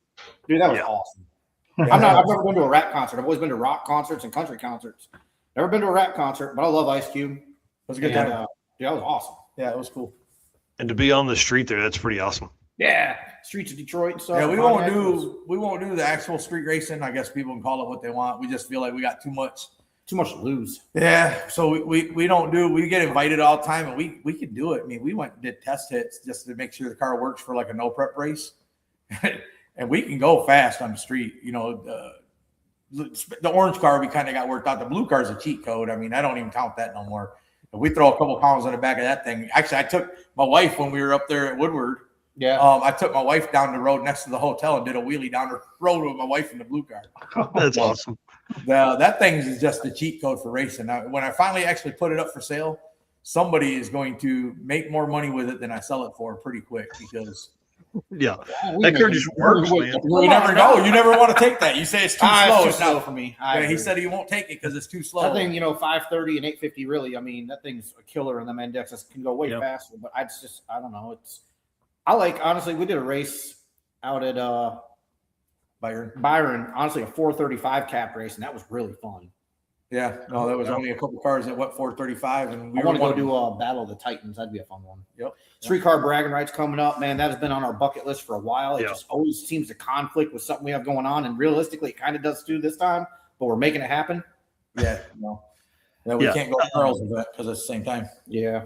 Yeah, and Nate said there's going to be more than 500 cars on the property. Like that's insane, dude. Streetcar bragging rights is nuts. Yeah, that thing, dude. I was looking at his map today that he had posted, like where everybody's coming from, dude. And it's like the Kalamazoo blob is huge, and Detroit blob is huge, and all the East Coast is huge, and Florida's huge, and then it's like nothing really over that way. I know, man. A bunch of weak bastards from. I looked at. There's like 3 dots in Arkansas. I'm like, come on, man. I'm not one of those dots, sadly. I wish I was. You guys ain't gonna be up there? No. So that's the Sunday. That the 19th is our first single day drag and drive event that we're hosting. Oh, I've seen that. Yep. So originally it was supposed to be the 12th, and then Tulsa pushed us back because we have another big event that weekend. So I was like, oh. Well, that sucks, dude. Yeah, the streetcar brag. I don't. If it falls on the same time as something for me next year, I'm just gonna not do whatever the other thing is. I'm going to streetcar. That's what we did this year. We're like, you know what? We're going to bragging rights. We've been talking about it. We're going. The one thing that's weird this year so far at this point, we have so far skipped the idea of doing drag week for the first time. Wow. And it was actually, of course, this is how they get us every year where we say we're not going to do it. There's a track on the list that we wanted to knock off our list. And so, I mean, we know that they let everybody in almost every time anyways. Yeah. And I'm on the waiting list, so I'm sure I'm at the top of the thing because I waited until it ran out on purpose and then jumped on. Yep. Nothing wrong with that. So we're skipping that, but we're doing that in hopes that we're going to try to get into the Rocky Mountain race. That was our other dude. That's been another one we've wanted to do for the last several years, and it sells out so fast we can never get in. But we got the cheat code. We were told just become a sponsor. Yeah, we might just sponsor that event. That's great, man. I love Rocky Mountain. I love Matt and June and the whole community out there. You're gonna love it. You're gonna love the night racing too. I'm telling you. Yes, that's how I like racing at night better. Yeah. And you drive during the day, so you can open the parts stores are open. And you got places open that you need to get stuff and. Yep. You're not stuck on the road at 2:00 in the morning trying to figure out how you're going to get a part that you don't have. Well, last year the problem was they did it all over like in Texas and all the flat plains area. I'm like, that ain't no mountains. I want to go where the mountains are. Yeah. I'm glad they're back. I can't wait till Bandamere comes back too, man, because they're going to be right in the middle of that. That's going to be fun. Yeah. It'd be interesting to go. We've never raced in real altitude. I mean, we've raced with DA issues and stuff like that, and stuff. But to go race like Carolinas and stuff, we were out there in some real big time. High elevations, man. See how the car acts and how it reacts, and how much heat knocks out, how it affects spool time. I like data just like anybody else. Yeah, the spool time I think will surprise you guys, but based on everything else, I think you guys are probably going to go faster. The air is thinner, as Adam Dory always says. Yeah, that's cool. So if you make the car work, you just got to cram a little more in it. Yeah. Less drag. Yeah, well, there's that too. Yeah. Well, going kind of back to what we were talking about earlier in the early days, what was your guys' first race car? Technically, I mean, I had cars before Dave was around, so it's kind of unfair to. Yeah. So I had third gen Camaros, man, was my main thing. And did I have anyone you got up here? No.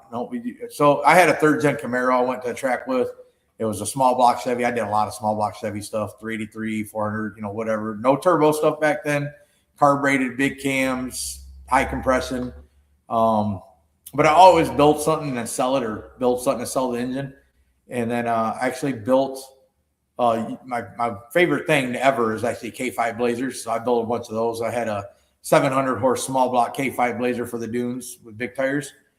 Yeah. Traded that off for a Firebird, a 6-speed Firebird with an LS, and that was my first LS I ever owned, and it was that's a pretty stout car. We that's actually kind of what we started racing with. Yeah, we took that to track. Yeah, we took that one, and it had a 4L60 in it, and we did the old. Oh, it had a T56 actually. Yeah, it had a T56, and we kept breaking the T56s, couldn't keep them alive in the thing, and then put a really nice 60 in it, and did the whole like third gear trans brake deal thing where you hit the button and it puts it in third gear while you're on the line. Then you let go of the button and it goes back to first gear. Yeah, fake trans brake. Yeah, fake trans brake. So then we raced with that for a little while. And I mean, that thing would run like, what was it, in the 11s? It was low 11s, high 10s. Yeah, it was a pretty fast car. And it was actually, the bad part is that car was actually built to race like road course, like all the suspension and stuff. We just never did that. I always liked that kind of stuff. But then from that's when we started building the Mustang, really, right after that. You got that? I went in Chicago. Yeah, I went over by Chicago and picked that car up for $800. Wow. And it was black. It was a V6 car, wouldn't run. And got home, figured out it was the reluctor on the back of the harmonic balancer that had spun or something like that, or was wrong with it. Wanted to put a new harmonic balancer on her, boom, fired it right up. V6 ran, ripped it around the block, come back, had the engine out a couple minutes later. That engine posted up for sale. The engine's still sitting in the field. Yeah. We got it started and run. It ran. It was supposed to be a brand new remanufactured engine. The worst part, we threw it out in the field and never touched it. Yeah, posted stuff for sale. Motor and trans, sold the trans. Yeah, nice. Well, that was the birth of the orange car, which was black then, and it's been 3 different oranges now, technically. Yeah, right. Yeah, it was Plymouth Prowler orange the first time. Yep. And then it was the last time Chris painted it last year, when right before Sick Week, like literally painted it and put it in the trailer. Not last year, the year before. That was like a Nissan something rather orange. He mixed. See, what he does is he secures the fact we have to go to him to get anything fixed. And then this time, I don't know what color pumpkin orange he chose, but it's orange. He just mixed up some stuff and it ends up being, speaking of the devil. They're lucky it's not pink by now. Some rainbow color. So that's actually how Pinky Drag Week came around, is because of that guy. Oh, nice. The pink. That's where the pink came from. That's where the pink came from. Oh, really? Wow, that's cool. So Cal was like, "Hey, I need my car painted," and Chris gave it back to him pink. Oh no! Pick the color. Yeah. Along that line, anyways. Yeah, that car was fast for a long time, and then is now should be even faster. I mean, that car. I hope so. He's got 3,000 plus horse. Yeah, that big block Ford. I mean, he gets all the stuff sorted out. Obviously, it was just here at our shop. If you watch our videos, we just did the bumper and some other stuff for him and all that for it. And battery, gas storage, CO2 mount. Yeah, we did a bunch of little random things for him. Got that lined out while he was getting some other stuff done. And I know Baker's been hammering down on his engine, getting all that stuff on the engine dyno worked out. And I think he switched up to a dry sump or something along that way. Yeah, he's got a dry sump being made for it. Last time I talked to him, and then obviously they talked about it earlier. Yep. So that car's gonna be badass. I can't wait. Oh yeah. Still ain't gonna outrun us. That's all that matters. You're gonna be mad. all that cubic inch and all that turbo is still gonna have to get outran by a small block and an LS at that, because I know how much he loves LSs. Yeah, I'm sure. Well, what's your current fleet of project cars that you guys got? Obviously, we're finishing to getting the orange car back together. We had to change the K member out to a stiletto style rack or K member. We went to an Outlaw K member that moved everything forward of the oil pan. Because I'm going to tell you, 4 hours to pull a K member to get the oil pan off is a no-go. I'm not doing that anymore. That was the most horrendous week of my life. My back was raw for like a month. Well, then it was a good cameo, or the way you guys brought the whole oil guy on, because we're switching from a standard oil pan deal that was a 7-quart deal to a 12-quart. It's still wet sump, but we took all the dry sump technology with separators and dividers and screens and all the stuff that you would have in a dry sump, and incorporated that in our wet sump now. So we can hold 12 quarts. It separates the air. It has chambers. It scavenges out of it. Because we don't have somewhere to put a tank without rebuilding the car again, and I don't feel like doing that right now. No, you guys definitely have. There's 5 pounds of stuff in there for sure, or 10 pounds of stuff in there. Yeah. So then, well, I guess our game plan right now is pretty much we got, as soon as this is back together, everything goes good down at Bragging Rights. We got the blue car. Got it tore apart because we actually were working on converting it over to twins. Just some real small twins. We actually built a new engine for that. Got a really, really nice engine in that thing now. Interesting. It's a 5.3 now instead of a 4.8. Things pretty stout. But we wanted that turbo. The turbo that was on it was only good for about 1,200-ish. We were running out of that. And that was tapped out. So we wanted, the engine in right now, we could probably make about 18 on. So we want to make a nice set of twins at a spool quick that can make 18. And we're going to get that car back together, and we'll probably under some local 530 stuff or stuff like that, play around and just have some fun with that car. And the ultimate game plan, really, the car just collects dust. We'd like to get it to somebody's hands that can use it and have fun with it. That's going to be the ultimate plan. We have the black char. The game plan with that one pretty much is we have an engine here for it. We don't technically have a trans. Well, trans and housing, rear end housings are 2 things we're missing. Yeah, we have everything pretty much to build that car, but the trans and the rear end right now. So that car we're probably going to try to get together. I don't know. I might put it together as a roller or shell. I kind of posted it up for sale a while back. Had some interest, but I hadn't been able to get to the shop. I want to finish the last 5 bars that's got to go in the thing and to get it sorted, and then sell it. And more than likely, it'll end up getting a motor trans and getting a fuel tech thrown in it and be a running driving car. Because it seems to me that if you make them run and drive, they seem to sell a little easier because people, they're turnkey, they can go do it. But in the process, every step of the way, it'll be for sale. We'll just keep changing the price as we go.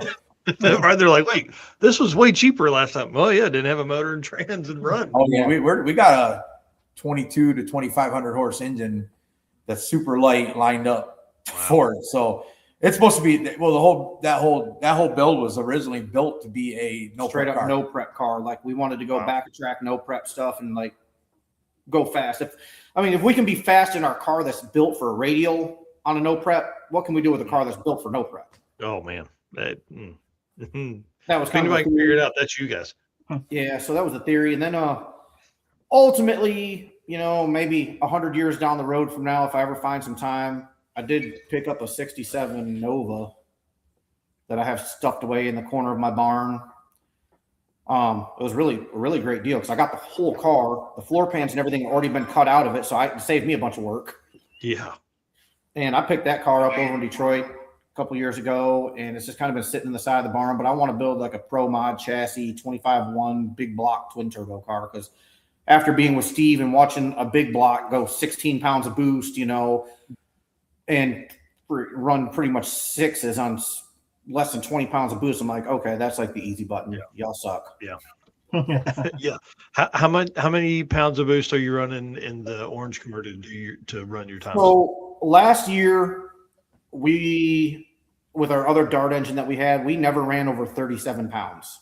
Golly, that's a bunch. So we were relatively low, honestly, compared to what that engine can do. But at 37 pounds, we raced an entire season. And the only time the valve covers came off all season long was right before 6th summer, just to do a good health check of the valve train real quick. I found one broken little clip on my CHW trunnion kit. One of the little clips that hold the thing on was broken. Just the little part where you put your pliers in was broke off. So I'm like, oh, there it is. And the engine took the magnet, got it out, pulled that rocker off, slapped the rocker on it. And that's literally all the maintenance that got done on that car for the whole season. And I want to use 3 or 4 sets of plugs the whole season because it was we already had it so dialed, we just didn't need to do much. When we run, that's all pretty dialed in with that motor combo. We realistically, all we would really ever do is change our boost ramps and stuff. We were out at a drag week or something like that. We'd slow our boost ramp down and we'd run, 450s area. If we were at a 28 class race where we needed to go faster, we'd bring the boost ramp in faster and, go 430s. But we never really changed the boost much. We just kind of changed how it was coming in. I think we talked about it. We had almost 200 passes last year between all the different races, and we had 4 or 5,000 miles. 4,000 or 5,000 miles. And we had we run maximum oil. We had about 2 oil changes on it, maybe 3. I changed it after every drag and drive. So we had three oil changes. So that's the maintenance we had. It's about 3 sets of plugs, 3 oil changes. Trans fluid, honestly, probably trans fluid. Yeah, trans fluid. We were rough on. Man, we changed some stuff on that now. But that's the upgrade now. Going from that Dart engine is great. We still had about 500 horse left in it to put pushing it wise.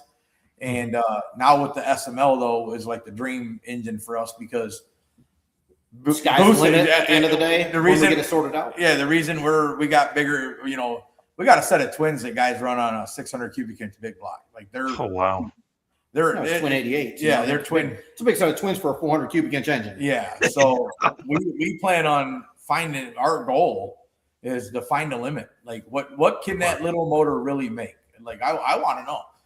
We know that we know there's guys that made 3,500 on a LS platform. Can we make 4? Can we find a way to get enough air squeezed through that motor to make 4,000 horse? I mean, it's not going to happen right away. But I tell you, we made 2,400 horse at the wheels on like 27 pounds at up at speed. Jeez. So it's not the same though. 27 pounds with those twins isn't the same as 27 pounds with that big single. Well, right. That's a lot of CFM air. Lots of CFM.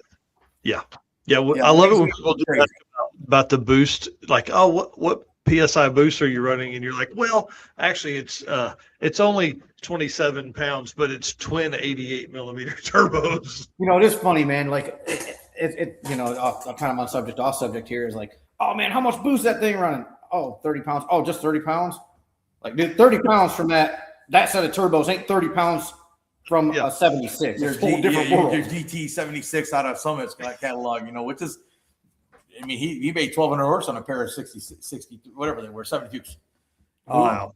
Chris. Oh, no, he had out of the box 366s. Yeah. When he did his stuff. But, that definitely isn't the same. Like the blue car will blow your mind now with the new engine. Even with a really small, it's a bullseye turbo, so it's very, very efficient. But the blue car runs 850s. Or no, it runs 530s on 12 pounds of dome, 18 pounds of boost. Yeah. Come on. So it does it like I had to start pulling timing because you can't run boost less than that. So I had to start really getting after it. I left the hit alone because I like the car to leave like it leaves because it just leaves good. You can just dump it after the hit. No, I left the boost alone. After the hit, I had 10 degrees out of it at one point to get it to run to 530s.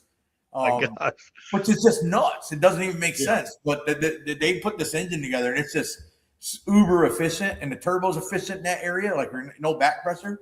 That's why I wanted to do twins on it. I'm like, dude, this thing is making some steam. If we can get some air in this thing, we can really. I bet you that car will. I wouldn't be surprised if it ran 750s pretty easy. Let's put it that way. Oh my gosh, that's which crazy. I might. Me and Dave kind of we can add the funny car cage to it. Everything else is already there. Everything else is already there. So it might happen because then somebody might be more apt to buy it, And I don't know if you guys seen, but we were on Luke and Tom and all the guys that's sick for the last 2-3 years. That we felt like drag and drive is missing the 750 class. Well, for a long time, Super Street was kind of that 750. Like there was no cars really running quicker than that in Super Street. Yeah, but times change. So do the. Yeah. Our advocate with them is they got 2 850 classes. Get it, bump them together because it's an index class anyways. Yeah. Get a 750 class so the guys that are limited to the 750 cage have somewhere to go. Because right now I know a bunch of guys that don't have chromoly cages, so they can't go faster than 750. Literally, they don't even want to do drag and drives now because there's nowhere they fit in. There's just nowhere they can be competitive. Yeah, they don't want to slow their car down to an 850, but they also don't want to jump in like Super Street and try to run. I mean, you got look how many cars in Super Street now are in the 6s. Oh yeah, or what I say, that's 6 seconds capable. Like I mean, we're the only the Nova did it so far. The Nova that was down there. Right. You got. I'm terrible with names, so everybody forgive me. But you got the one dude's. Well, you got Doug that was about to be in the 6. You got Doug Cook. You got now he'll have to jump up though because he just changed his rear suspension. Richard Flint. That car, man, he gets that thing lined out. That car, it's gonna go 680, 670 capable car all day when he gets everything lined out. Yep. Yeah, So, Chris Mary says, yeah, David and Nick ruined Super Street. yeah, that's my fault. That's the way he would look at it, I'm sure. It doesn't matter. He's got an 850s car anyways, and he said he don't want to go faster than that. So yeah. You don't Well, that's until he does it for like 2 seasons, and then he'll be like, "Oh man, that's what I say." You know the drill. This one thing. You know the drill. Here's the thing. He's got an engine that's capable of doing 750s. Yeah. Oh yeah. I mean, yeah. You guys were talking about the power levels in one of the videos. I was like, "Holy shit!" Hang on. Let's do a quick ad read. Again, big shout out to Diehl Works. 10% discount on that using code DDR10. And then Performer built transmissions. You guys were talking about 4L60s earlier in the show. Awesome. I mean, these guys are badass. So, Eric, I'll let you do the ad read there. All right. Performer Built is the official transmission builder of Drag Drive Repeat. At Performer Built Transmissions, their goal is to engineer and build the toughest transmissions on the planet. Performer Built doesn't just rebuild transmissions, they systematically re-engineer each model to eliminate OEM flaws and achieve highest levels of performance.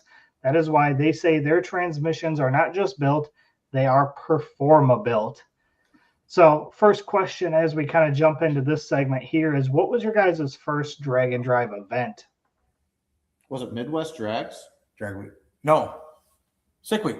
The first Sick Week ever was our first event ever. In a blue car. Wow. And then we did Midwest Drags after that. And that's when we had the screw come out and we thought we blew our engine up. Yeah. I just ran that thing with a screw. Well, we found a couple wiggled rods anyways, but you know. Well, so our first one was Sick Week. We did finish it. We never did a drag and drive before. We drove all the way to Florida to figure out how to do a drag and drive.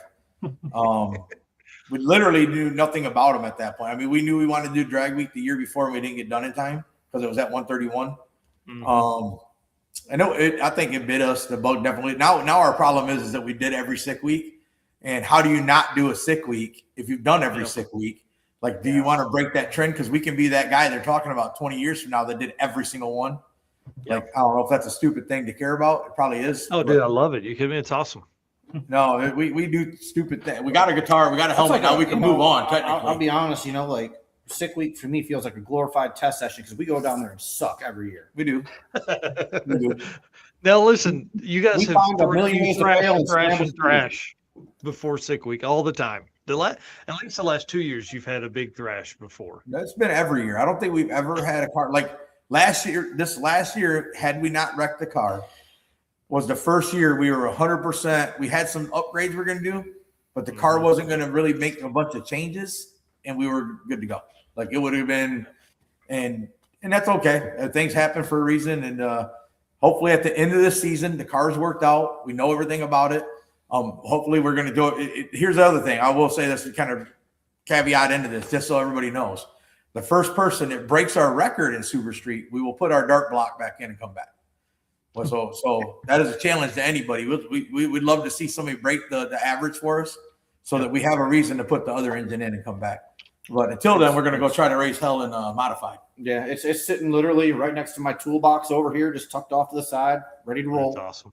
We have some upgrades for that too, though. So yeah, so we had some things for that when it does go back, because we kept everything where we can swap back and forth. Because there's some races for some reason they look down on you if you have a billet engine, and I don't know how. Because man, when you look under a hood with a billet engine, it's just so pretty. It looks so nice. It is.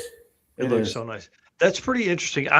I didn't know if you guys had done one before then, but looking, I didn't get a chance to really go through and dig through all the historical stuff for you, but that's pretty interesting. Sick Week really kind of kicked off a bunch of people's, drag and drive careers, I would almost say. I mean, you guys have done, how many events have you done since then, you think? We do a minimum of 3 a year. I think we're at 14 drag and drives right now. God, dude, that's so badass. We didn't finish 2 of the 14. Midwest Drags was our second drag and drive anywhere. We didn't finish 3. We have 3 now. We didn't finish. Oh yeah, because you wrecked the car. We didn't finish Midwest Drags. I forgot he wrecked the car. We bowed out when we didn't know what was wrong. And then the 6 summer previous years, we 3 years ago. Yeah, we were actually in 3rd place in quarantine, and Dave didn't want to check the oil because he said, "Does it got oil pressure?" I said, "It's got oil pressure." He said, "It's got oil." Guess what? It didn't have oil pressure down the track. Damn it. That was a good engine too. Yeah, that 408 had been all through things, man. That thing was. And here's the worst part: that 60 foot was on it. Like we were moving up Oh. a spot. We were moving up a spot that day until we wasn't. Yeah, that was. Dang. So that we didn't finish on that one because we blew an engine up, and we talked about trying to scramble, grab an engine, but we started looking at things, and there was a fire when the engine blew, and their steering rack was damaged. There was some wire that was damaged. There was holes out the oil pan. Like it was going to be too much to try to figure out how to scramble something back together. But I guess if you do the nutrition rate, and we done 14 and failed at 3, I mean we've done all right. There's I guess probably several more we should You've have done pretty good, especially at the level you guys are running at. You know what I mean? Right. Yeah, I That's think awesome. if you go look at our averages, it definitely you can see the steps. I've seen you do shows before where you guys talked about like they started here, did this, and progressively. And I feel like that just is, I don't want to say natural progression for everybody because like there's some people that are happy where they're at. Like the 850 guy, I think that's a challenging class. That's difficult. It's hard to run those. That's why I enjoy doing it when Chris would take our car or somebody would take our car. I had fun with it because like I know the car is going to run. I mean, out of the 3 times I think Chris took it, he placed every time he went, right? Yeah, he did like second at drag week, did second again at drag week, and then he did first at six summer. Yeah, 6 summer. So every time we got the car out to run a class with like him driving it, that he kind of knows the car. The car's been competitive. And then we've been to several 530 classes with it, where our car was the tightest on the 530, and something would happen, and we just didn't get that. No, we also had several 530s. Oh, we won 530. I'm talking about other people driving the car. Oh man, when Harley drove it last year, man, that was some of the tightest racing I've seen ever, dude. He lost his combined average. He lost with between 2 races in 2 different classes was just a couple hundreds. 0.0002. Yeah, That's crazy. Wow. That was not 1 lap. That's for 2 laps combined. How much he lost? Oh my! Yeah, so he is. If there's one person in the world that's in love with racing more than anything in life, it's Harley. So yeah. And I think honestly, the car, if we keep the car around, well, we're going to keep it around till we sell it. We just had that conversation. It's like he's good at cutting a light. He likes driving the car. He don't mind working on it. We'll probably keep him in the driver's seat so that I can do what I do and Dave can be in the fast car. And trying to have Nick and I handle 2 cars. We've taken 2 cars to race where we're driving the cars. I'm driving both cars, or he drives one, I drive one. It just doesn't work. There's too much going on. Especially like, the caliber car, the orange car is, like coming back from rounds. And now we're going to have, two chutes to pack, doing this, doing that. Now we did make some changes that are going to make things a little easier, like fuel and stuff. I can just splash fuel in the front. Boom, I'm done. I ain't got to pull the trunk lid off, do a bunch of stuff back there. So it's going to speed things up. That'll help a bunch. Well, hey, tell us about I would say your best performance at an event. Like which one did you go the fastest? Where's that at? I'd say 6 Summer was probably our absolute best performance. That was almost a flawless week. Yeah, we didn't touch the car. Like we didn't do nothing. Out there. We came off of we went out there. Well, once again, that was when we blew the intake and everything off, like 2 days before we left testing. We go out there. We enter that 435 class and class. Yep. I've never red lit. Ever. I've never red lit ever. Oh. I went negative 004. Ooh. In the finals. In the finals. For 10,000. Of course. And I definitely won that. Had I cut my typical light is usually 0.12, 0.1 or 0.01, 0.02, 0.013, 0.012 areas. Like that's where I hang out. I'm really consistent there. I know my car really well. That's pretty awesome. That's where I hang out. So like we were always stock block guys. We didn't have the fast engines and stuff like that. We had to learn how to have good reaction times in 60 foots and get power and quick because we had a stock block forever. We were no money for good stuff. But so like I learned to be fast. We learned to be fast other ways. That's everything that we did was that. So we go out to these races, like we're getting off the rails. They're trying to get anyway. So we right before that we lost that race. We come into 6 Summer. And just we won the streetcar. We won the streetcar class. Lost in the finals. Lost in the finals to a red light, but still coming off a good day before, weekend before. Got good testing in. Got really comfortable with the car. Was happy with the car. Pretty much one and done all day. The track that has always kicked our butt. We got down the second time. We're the first car to go down. We were actually the first car to make a 6-second pass all day against. I mean, we're talking Alex Taylor, Steve Morris, Goldstone. Goldstone had just come off a massive win out at Rocky Mountain. Yep. We felt good being the first ones leaving for once every day. Like it was. You guys don't even know, dude. I mean, we usually show to the hotels at 3, 4 in the morning, get a couple hours sleeping on the road. Like to show up and be able to have a dinner and go to sleep and take showers and like I wash some laundry. Like what? That sounds like the stupidest thing to be excited about. Like, but to have the time to do those things and not have to, like, hey, what do we have to do to the car? None. Do you think we should unbolt it? Yeah, I'll look at the Heinz when I'm down there. Okay. Does it got oil? Yep, I checked. We check oil now, by the way. If I say check the oil, I swear to you, the dude's already got a rag in his hand. Like we ain't gonna. We're checking oil. But no, I think he's right though. I think that week was really good. There's another week we had good though. We won Streetcar Takeover with our orange car. One took second place with the blue car with Chris driving, which you should have been first. And then that was the year before because then we left there and went straight to 6 Summer. We literally left that parking lot. Chris took first in at 6 Summer. Yep, and we took second in Super Street. And we took second behind Doug. Yep. So that was another good. So we've had the summer ones. We seem to be by then we have it figured out. Well, like I said, sick week is our glorified test session to getting our cars worked out. To get it ready for 6 Summer. A wallet tester is what it is to see how much money you have if it's poking it. Because when you get back, anything we do have left goes into figuring out the stuff we need to fix. Yeah. Well, what about your favorite event or most fun event? Is it one of those that you just described, or is it a different one?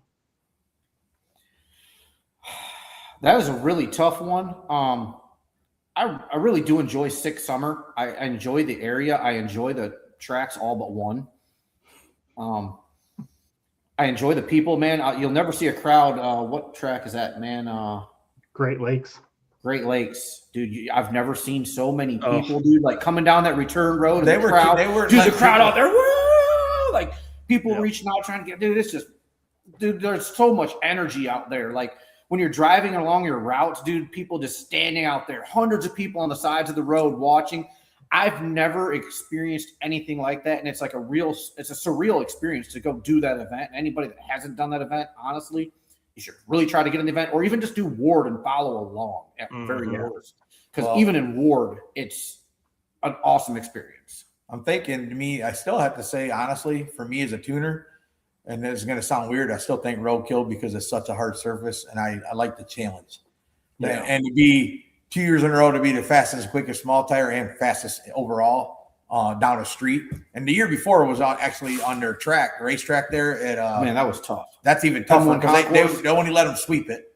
They couldn't rotate, drag, do nothing on that. No glue, no nothing. And we were racing down bare. And you have to be on a DOT tire. Period. That's great. No ifs, ands, or buts. So we're running 275s down basically bare. Like if we went out here on the road and put a 275 Pro on this thing and made hits down the dang road. Yeah, so I think that for me as a tuner, the no prep stuff that we've done and the woodwork stuff it's just it sounds like counterintuitive because I want to win races, but I like the challenge of being fast on a surface that's tough to read. Our wins on the wins that we have up here on the no prep stuff is probably some of my favorite wins, to be honest. The blue car we got a couple of no prep wins with. That's some of my favorite stuff to do. It's a good time. I like the challenge of being a driver in it. You know, it's radial racing. I mean, don't get me wrong. You got a lot of G's to deal with and stuff like that, and things are happening really, really, really fast, especially at our caliber. And it is. I'm not going to say it's easy to drive, but honestly, like once we have our car sorted out, for the most part, man, I always joke around saying I just let off the button. It's kind of like my catchphrase. And I mean, realistically, man, you can watch some of my passes in the GoPro. Like I literally let off the button, and I just man, I don't even move my hands. Like the car just straight as an arrow down the track. It shifts, does its thing, parachute deploys. And I didn't do a dang thing but let off the button. Yeah, everything's automated in the car pretty much at this point. So he doesn't even have to hit. I got it to the point where we don't even have buttons to hit the stage, none of that stuff. Like when he drives up to the lanes, does his burnout, pulls up to the light, does it, and the car, the fuel tech and how I got everything pro, it just does everything for him. Man, that's awesome. We do that because we see so many drivers forget to do this or forget to do that or forget to turn the CO2 on. Forget to put in race mode and then burnout mode. People doing all these things. Water pump's not on. It Water pump overheated. ain't on. It overheated. We got a computer that can control all this. Why not utilize it? And that's one of the things I don't know. We kind of eliminate human error. Passed this earlier, but one of the coolest upgrades too, and I don't know if we talked about it much. One of the coolest things going back to the fuel tank. I'm not going to spend a lot of time on this, but our car, we made everything really modular this time around. So in about 20 minutes, the front clip comes off, the radiator, oil cooler, trans cooler, all the pumps all come out. Everything dry breaks in. You don't have to on. Literally, you got pins you pull for everything. Everything dry breaks and clips in. The rear tank comes out of it. We pull 150 pounds out of the car between the seat belt, and the stuff I just told you, almost 200 pounds, to do like a radial race. And then the cool part is that stuff will all go on a cart. When you pull the car back from a race, you can literally plug your oil cooler in, your trans cooler, and your water pump in, hook it to your 110. The pumps circulate, cool everything down. You dry brake everything back, and you go back to the racing lane. So that was one of the things when we built the car. We made it so that when we go race, guys like Bill Lutz and these fast 275 guys that we run into at some of the races, that we're not 1,000 pounds heavier than them anymore. At least we're in the realm with them now. Dude, that's badass. Wow. That's badass. All right. Well, tell us, what's the plan? Streetcar bragging rights coming up. You got 3 weeks until you leave. Taking 4 cars. I watched some of the video this morning, and then before the show, David walked us out to the shop, and Chris's car is pulled down more. There's the turbos aren't on it right now, or the cold side isn't on it right now. What the heck? Well, we got to be welded up and made. Everything's got a pretty long list. So the quick of it is our car. Technically, you giving us this extra hour, we got a bunch done, and I'm going to fire it up here. Hopefully, after I get off this with you guys tonight before we leave. That puts us in a good spot. We still got to build a containment tray, and I got to do some wiring. So, and then we're going to Steve's on Saturday to take the car up, put it on dyno again. We probably need to get past that 2,400 horse area where we're going to streetcar bragging right. We're going to need the whole 3,500 or better. So we need to make sure we're ready for that. So that's where we're at on our car. Chris's car needs everything. Yeah. It starts and runs, but we still have to test the 2-step. We still have to do the cold side. He's putting sensors in it as we speak. We still got to set suspension. We still got to corner balance it. We got to set shock settings and kind of figure it out. Set ride heights. Like there's a lot to do. His drive shaft is supposed to ship Friday. No, it'll ship, dude. If there's anybody, Gulf Coast Drive Shafts are going to have us a brand new carbon drive shaft by Friday. Not ordered it today. So they're awesome. The red and white Chevy, Aaron's truck that does all the Dragon drives, one of the coolest dudes you ever meet. We did a bunch of trans upgrades because he wants to be consistent, and the 4L80 was being a little crazy on the bump and consistency, as you guys probably have heard from hundreds of people. So John Capizzi went through and did billet everything with this Pro Series, whatever, a whole bunch of stuff. We're putting we're putting a Sear Fab 2,500 horse water to air off of it instead of the tick. And a couple adjustments to the water box, and he's going to run he can run heavyweight, he can run the streetcar DYO stuff, he can run I don't know what he's running, but he's going to run something. That's one of my favorite trucks. This right behind us, he's going to run the 950 class, and that's got the little four banger in it, and his runs, it drives. It's been on dyno once. It ran. It doesn't run now. Well, it did run. He had to get towed back to the shop today out test driving. I think his fuel pump went out. Gotcha. I don't know if he confirmed it or not, but what the heck was that? That was a horn.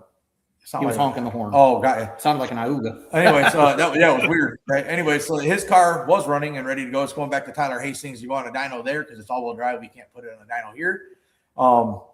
If his car does good on a dyno, I feel pretty confident in it. We've been 950s with it before already without the upgrades. So it's still, there's nobody's just like going with a good, like a Jay and Brian that already have it worked out and know their car that are going up. Like we're all going blind, but the good thing with us is we don't have an index, so we can go too fast, but there's no such thing. So I'll say we are in our cars in 2 classes.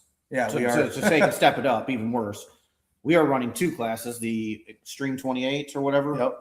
Mm-hmm. And the streetcar brag and rights class as well. The street class. Shootout class. Yeah. So we're running both. I had suggested maybe slowing the car down for the one class. So I ain't got to do retarded fast passes every pass. Dave doesn't want to feel this 230, 240 mile an hour. I think incrementals are great. I've been a lot of 208s, but now we're talking like 228s. That extra 20 mile an hour. That's a lot. Wow. Yeah. Well, yeah. We're gonna have to turn the screws to it for sure. Going down there to compete with the guys you're gonna have. Honestly, we're gonna be going down there early to we're gonna go down early, get some testing in, and just try to make sure everything, get the car lined out. Nice. We're hoping for a test session. Our track up here at 131, obviously we got 131 right here. It's beautiful. Mm-hmm. Great track to test at because we can get all the bugs worked out. Even if you're off on a suspension tune-up, you can use your data to make adjustments because you're still going to go down most of the time. Yeah, Samuel's he's one of the baddest dudes that's out there. I mean, I would argue to say the baddest. That dude can smell the track, lick the track, kiss it, and then tell you exactly what mixture it needs. Go do it, and then you'd be lucky if you could. I don't care how tight you tie your shoes. You'll leave the sole. I took the soles off my. Like my Under Armour shoe, I told him he owed me shoes, dude. Like, there's no reason for a track to be that tight. But you can literally have everything wrong and rotate earth on that track. But I've had people be like, well, you need to go somewhere the surface is bad to get figured out. Absolutely not. You go there, I get my shocks dialed in, I see what all the suspension is doing where everything's perfect, and then it's easy for me to go the other direction. Like, I know that I got to loosen it up from there. I know I got to take power out of the hit, whatever. I know what the max is. It's easy to find the minimum. If you don't know where the max is and you're in the middle somewhere, if the car doesn't move 2 foot, you can't get nothing out of that. It's hard to make the car work. Yeah, you're shooting in the dark. You ain't got shock data to work with and know if you need to loosen it up, tighten it up. You don't know what you're working with, tire data. No. You guys were talking about tire pressures and stuff like that and gauges and stuff. Like, it is impressive, like when you start getting to the higher level, how a quarter to half pound of air like literally changes whether you're going down the track or not. Wow, man, that's crazy. I watched John Capizzi, like he's been sub, 1.0s in his car on Slim Shady. He's been 937 now, I think, or something like that. And literally, he'll literally make a quarter pound air adjustment, and his car will not go down. And then I'll go, I need to bump the tire up a quarter pound, and boom, right down the track. I'm like, dude, it's a quarter pound of air. And right. It's the tire again, so. But yeah, no, there's definitely the importance of the little incrementals. I got. If I open up, matter of fact, the laptop you guys are on is the one for our car. And if I was to jump in there and open up the files for our orange car, every engine combo, every surface, every temperature, every track, and then too, we have folders for every track. Yep. So the cool part is that in Fuel Tech, it's one of my favorite features, and I don't know why other ECUs haven't copied it. So if you save a data log from a pass, I can, no matter what, I can always go to that data log and open the tune from that data log. So you don't have to just go look at the data log, try to figure out what you did. You literally can open the tune from that data log. And that's why from over the years doing roadkill, I know the chassis setup. As long as I got the chassis set up, I can go find the tune up where I was, figure out what I want to do for this day, this temperature. But I have data that I can work with. So hopefully it translates in with the new engine because it makes, a lot more power, but I think relative to the chassis, we should be able to still get the car figured out and have good data for that thing. I know the chassis felt really good down at Sick Week. I was super happy. The car was super straight just with our first initial settings. Like there's zero car 11660 right pretty much right off. Yeah, 11663 to the 330, and he let out at 2.5. So. And that was consistent every pass. We just never got past there because the fueling was so far off. 1-2 shift. We never got to dial everything in. So when it would shift into it wasn't even the tune's fault. Technically, it was the transmission was too tight. So it was dropping like 1,500 on the shifts into a fuel area that wasn't touched ever before because, we shouldn't be dropping that far, yeah. Yeah. So it was adding 8% here because obviously new combo, it ain't dialed. It's adding 8% here. Well, when it dropped that 1,500, it was 20% too rich already. So it was, and we're not going to keep on the gas when the car makes weird noises and acts weird on a new hit. I'll bail out. Yeah. So, but that just proved to us, though. I mean, that was on. Like when I say nothing, guys, like the car, I was laughing. I was laughing like a little schoolgirl when I seen 11660 and seen it went 3.0, and I'm like, we literally left on. It shouldn't have went nowhere near that. And I'm like, this is going to be wild.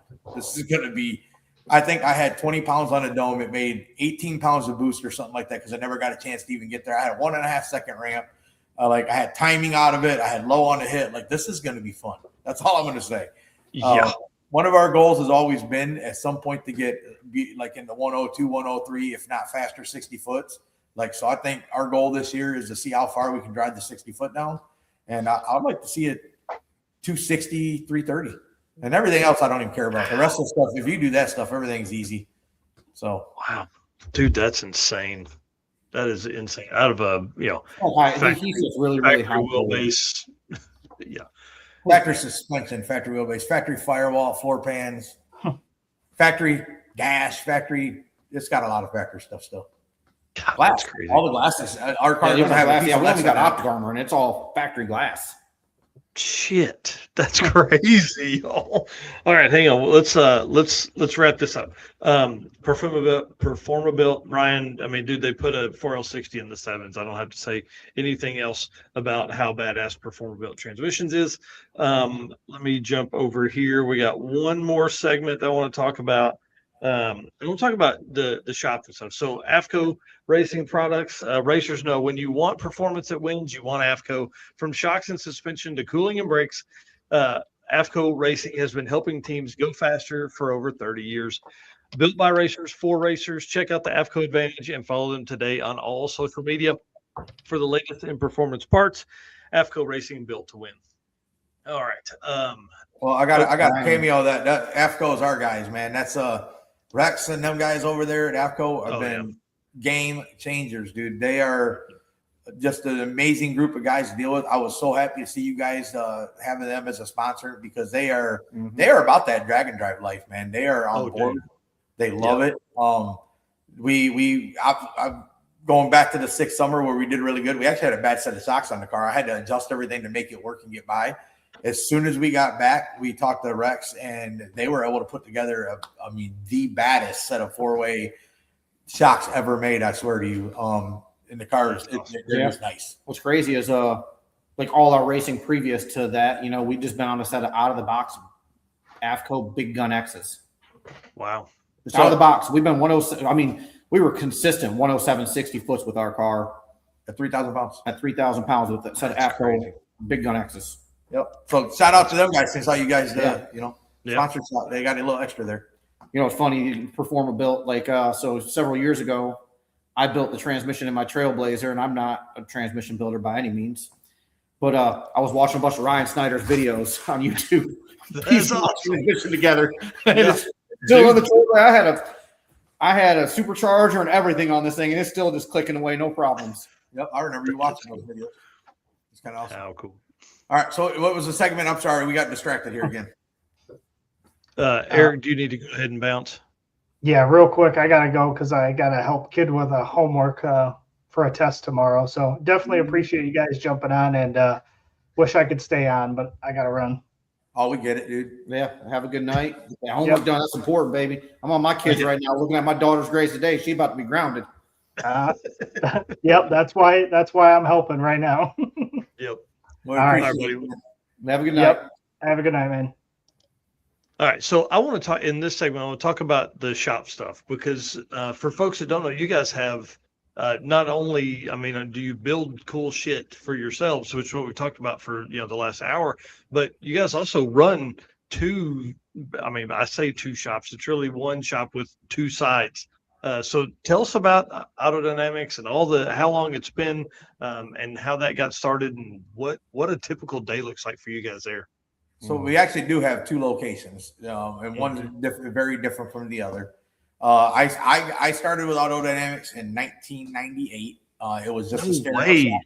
Yep. So it was actually Audio Dynamics. It was Audio Dynamics, and they did just stereos. I was actually a cook at a restaurant at the time. I went in there just helping out here and there. And there was like 6 guys working for this little stereo shop. And shoot, it was only about a week or two of me helping out, just doing it for free just because I like the stuff. And I pretty much worked circles around everybody there. The guy that owned it fired 3 of them, took me on. And kind of the rest is history. I ended up taking over. It was 2008? 2006. Me and a buddy went ahead and bought it out from the guy or this or that or whatever. Obviously, I was a mechanic and worked on engines and stuff too, so I kind of wanted to blend it. I changed it from Audio Dynamics to Auto Dynamics. The little shop that I'm at every day that I don't do any mechanic stuff there. I do 12 volts. So radios, remote starts, video camera systems, just car stuff like that. And we also do breathalyzers for the state, probation officers, judges. So we put breathalyzers in cars and the ones the probation officer give you. So we have a drive-up window. I do that stuff. So I run that shop by myself. My son is slowly coming in and kind of taking the reins a little bit to help me get back over here. Nice. Dave does have two, we'll call it three sides to his shop. He has the storefront that has race car parts and car audio. The shop, the bays behind us is what we call our clean side. It's 12-volt side. 12-volt side. It has all the stereo stuff. He does the breathalyzer stuff. We do some work on cars over here that more electrical related clean work. The other side is about 10,000 square foot, and it's got 5 or 6 hoists. Yeah. Our metal fabrication area, a frame table, and we pretty much over there we do everything from fabbing up frames. We do a lot of, I don't say a lot. We are very choosy on what big chassis work we take, but we do cages, and I don't know if you know, like Brian Crane, the stick shift guy, drag and drive guy. We just got done doing his 25.2, 25.5, 25.3, 25.3. I knew it was something along the lines. 2.3.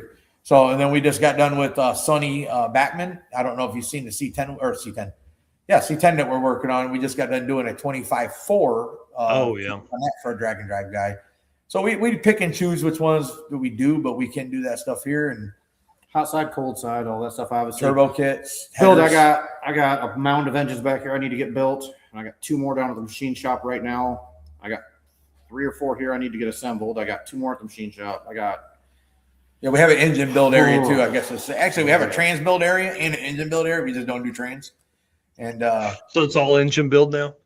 Yeah, well, yeah, we pretty much try not to do much of even that now because it's just too much. I'm trying to manage the shop. We got regular mechanic work we do here plus the performance work. So like we got our mechanic guy. So like I go over, try to help diagnose the cars, figure out what we need and stuff like that. Come up here, get parts ordered. I'm kind of keep in touch with my, the customers. I'm trying to make sure, that they're working and they're doing everything right. Plus, I'm over here trying to install breathalyzers, stereo systems, all that, answer phones. I run around like a madman all day long. Dude, that's pretty crazy. Man, wow. Yeah, I immediately in my mind think, how do you, bring the level of work down, but the level of working on so many different things, right? Because that truly is one of the hardest things about all of what you do, right? Is because if you're doing a breathalyzer, but then this guy needs help on, welding up a cold side. Now, like that part of your brain, it's like you're activating different spots all day, every day, 20 hours a day. I can't imagine. Yeah, the nice part, honestly, having Jeff come in here, honestly, was the huge game changer. Because trying to, honestly, being the only one that really welded around here, Nick can weld. He's just... We kind of took our directions. I was actually TIG welding before he was. TIG welding before me. I was a structural welder back in the day. So I worked in power plants, paper mills. I hung iron, and I was a structural welder. So I did stick welding, and I honestly haven't touched a damn stick welder since I got here. I was good at it. But now, I was, obviously I could probably teach a monkey to MIG weld in like a couple hours, so that doesn't count. TIG welding, though, honestly, was like, the truth is I really suck at multitasking. I really do. Even though I wear a lot of capes and I run back and forth, I really am not good at multitasking. And I say it a million times. So for me to sit here and try to work a foot pedal, hold a rod, and do this, it took me a hot minute, but I'll say I'm pretty damn good at it now. I've seen the welds. They're awesome. It's one of the coolest things about us, I guess, if you could ever, there's a couple things that, like, I guess, people ask me all the time, like, if the car is yours too, why don't you ever drive? And we kind of went through like why we do things the way we do it, because trust me, I can cut a light, I can drive. I was drag racing for a long time. I did motorcycle stuff. Like the stuff I've always did was hand-eye coordination stuff anyways. But what we found is that you're better at things if everybody stays in a lane and you don't try to do too much. Having, how people say, man, I wish there's 2 of me. We kind of have that. And that's where I think is our advantage. Dave brings this up all the time. we go to races. You look at a team over here. They got a guy that grabs the laptop that tunes the car. They got a guy that does the chassis tuning. They got a guy that drives. They got a guy that builds engine. They got a guy that does crane. They got a guy that does the wiring. We the two of us do all those things, but we pick our lanes. Like we get back from a pass, even though he's a driver, he gets out, he does the fuel, he does the shoot, he nut and bolt checks, he pulls the hood. I know as soon as he pulls back in, the first thing I'm doing is pulling the laptop, getting it to it, and I go hike. Like I get in the car or go somewhere where people aren't around me, because you only get a couple minutes to go over the data, and you're looking at fine your incremental stuff to look at. And then I usually the shots one click. It literally we're looking at like Excel G and like, oh hey, you know, we need to limit the front one more hole because we're about to be driving into a wheelie. I'm going to put a little bit more in it, so we need to do this. There's little itty bitty incremental changes every single time. So we've got a system now. Like Dave, once I get back, like he won't even come talk to me why I'm looking this. Like I'll either go to my truck and get in it and close the door, and they make jokes about it. And I laugh at the jokes too, because it's what it seems like. But I disappear when I'm doing the tuning stuff.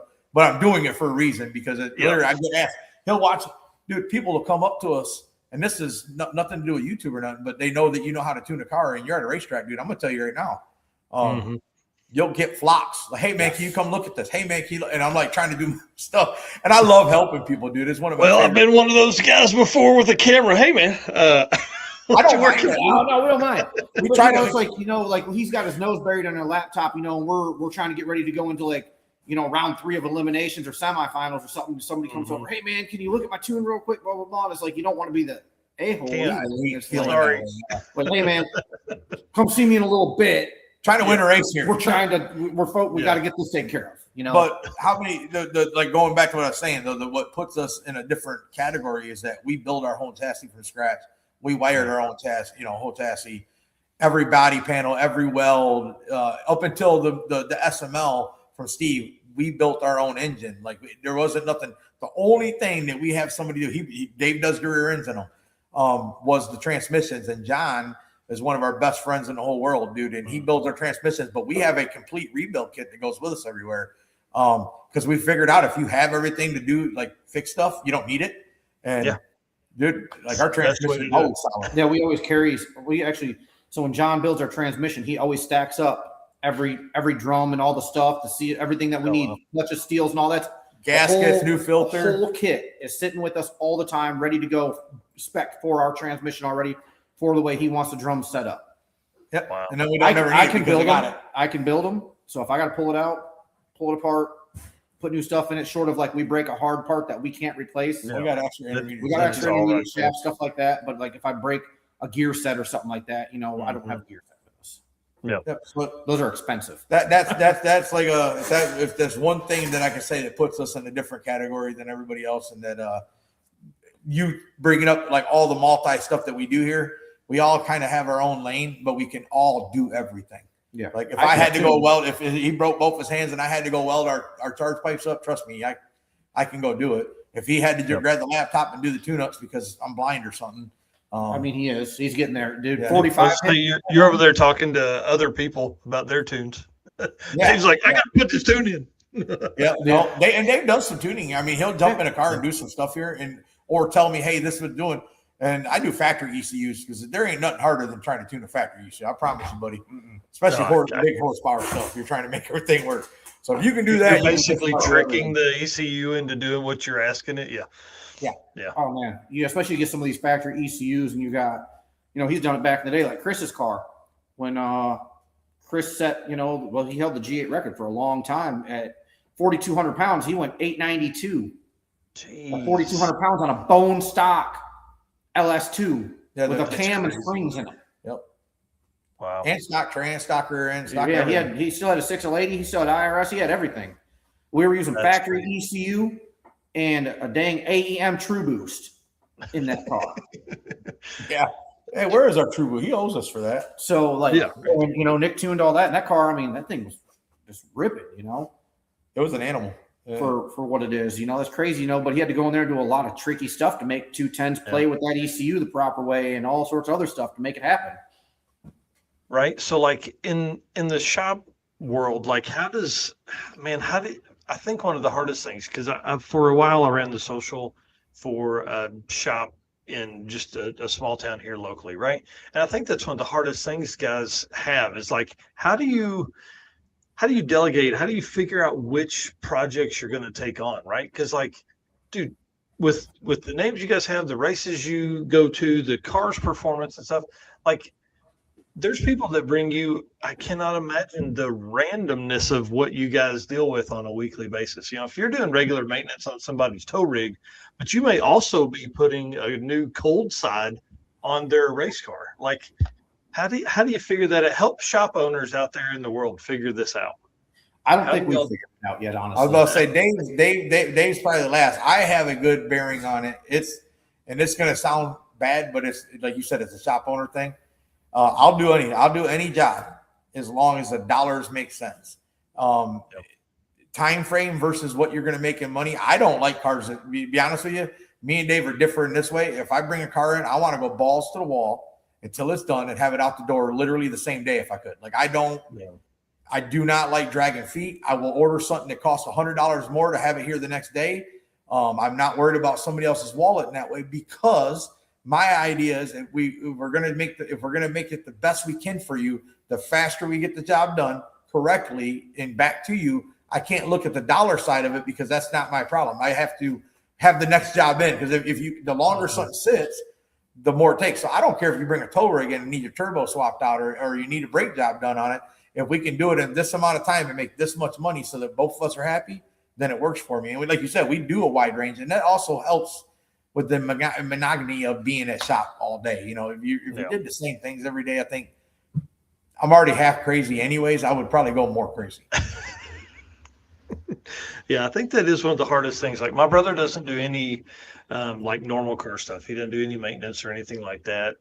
Very light audio work, but like LS swaps and turbo kits and things like that, you know, like fun. He wants to do fun stuff. And again, he's not running at the level you guys are. And so it's always interesting to see how other shop owners kind of approach that. And I think that's probably the best way you can, because he's the same way. He'll have, like, he won't take any more than like 3, maybe 4 projects at a time, because he's like, I want to get this out of here. I don't want to be waiting on somebody's parts. I don't want to be waiting on, them waiting on me, basically, I guess is the way to say that. So. Yeah, usually, I mean, realistically, the truth is, I know a lot of mechanic shops, and like typically, my buddy Greg Breton, his brother Adam Breton's a good example of this one. So like, he'll typically have 2 hoists that are allotted to him. So like, this car's on this hoist, parts are ordered, they're waiting on parts to come in. He's working on the other hoist for the other car, blah blah blah, and kind of flips back and forth. You can't just have one car in the shop. Yeah, because you're going to have downtime, dead time, stuff like that. And it's just wasted time and it's wasted dollars. So 2 to 3 jobs, you start getting to 3, honestly, starts pushing the envelope, especially considering what the job is. Mm-hmm. But, like we get a lot of like, hey, supercharger, hey, long tube headers, exhaust, like I try to schedule them in a manner like them jobs come in. I don't schedule anything else. Like I know, hey, we're putting a supercharger on this car. 3 days is more than enough to get this job done. For them 3 days, I'm not scheduling another job. I'm not taking on another job, but we're also not bringing that car in until all the parts are sitting here for that car. That's the important part right there. I don't want to bring. I don't have a car getting dropped off. I want to bring my car dropped to you. I want to get the supercharger. No, we're going to order your supercharger. We're going to have everything sitting here. We're going to have it done. Everything's going to sit here. We're going to have a day scheduled for your car to come in. We want to get your car done. We want to get it back to you in a timeliest manner we can. And we also don't want it here. We want to turn it around, make money too. Because I don't want it sitting outside waiting. You know what I mean? There's no point in it waiting at my shop instead of waiting at your shop. Some of these other jobs, what we've started to do too is, we have a big facility without a doubt, but holding on to cars, man, you risk getting something damaged, scratched, dinged, dented, whatever it be. Yeah. So like some of the jobs that we've done recently, like, where I'm doing engine builds and stuff like that, where we're pulling the motors and everything. We'll pull the motors out. We get them stripped down. The car goes on a tow truck, shipped back to the customer's house. Once the motor and everything's here and we're done and we're ready and they have all the money to complete the next step, we bring the car back and put the stuff in. Yeah, that makes sense. Okay, to wrap this up, and y'all, I'm sorry for taking so much of your time, but I love talking to you guys.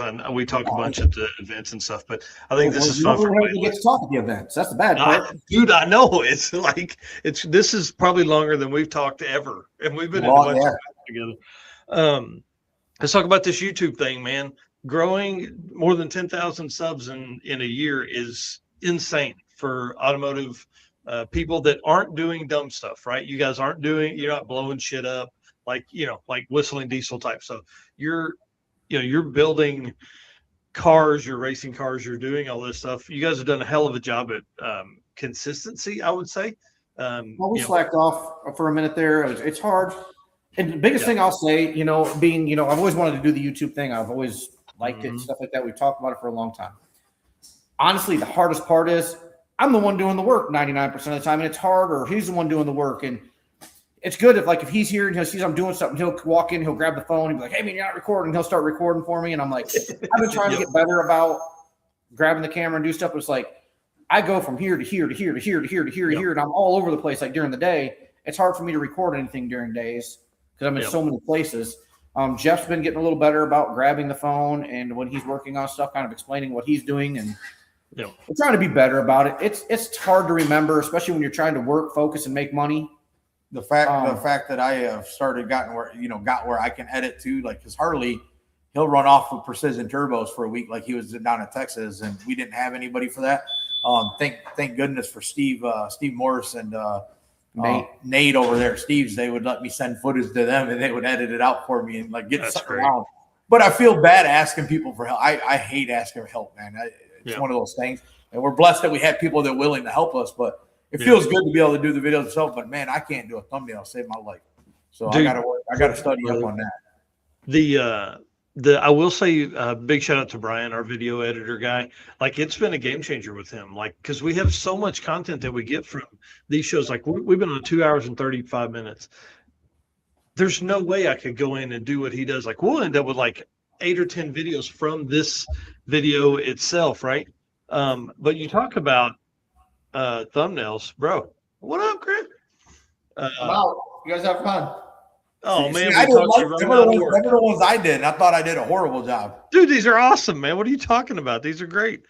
I think that is one of the hardest things, though. Well, just the figuring all that out. For people that don't understand, you can have an hour in just figuring out the thumbnail. Oh, dude. Yeah. Yeah, you have no idea. I'll be honest, I don't know. So it's difficult. I don't think this guy, I don't sleep much as it is. I already struggle to sleep as it is. And I don't know how this guy does it. We're here till 11 o'clock at night, half the nights and stuff like that. Then he's going home and making a thumbnail and stuff like that. No, I did. I went home and edited both of them. This dude's up till 1 o'clock in the morning making a thumbnail. Then dude, I don't know if you've noticed this, anybody in the videos or anything like that, how much weight this guy has lost. And I mean, I'm being sincere. He is, he decided, you know what? I'm going to be better. And I need to be better too, but I struggle to sleep at night. So I struggle to get up in the morning as early as him. But this dude's at the gym 5 days a week. Every morning, he's there. I usually pass by at 7:30-ish, 8 o'clock past the gym, and his car's parked out there, and he's at the gym. Wow. That's awesome, working out before going to work. And then before coming over here and working more, and then going home and doing more work. It's impressive, dude. You need a video editor, or at least somebody maybe. Harley's awesome. Yeah, Harley's absolutely awesome. And he chooses electively to do it. He was coming in here when we met. He was coming in here getting his nitrous filled. Is kind of how we met because nobody around here does nitrous fills. We do. So he was coming in here getting his nitrous filled and stuff like that, and then he made us a thumbnail and stuff one day and a little video and stuff. And I'm like, oh hell yeah, dude, that's sweet. Hey man, don't worry about your nitrous fill. This one's on me. Dude, that's cool as hell.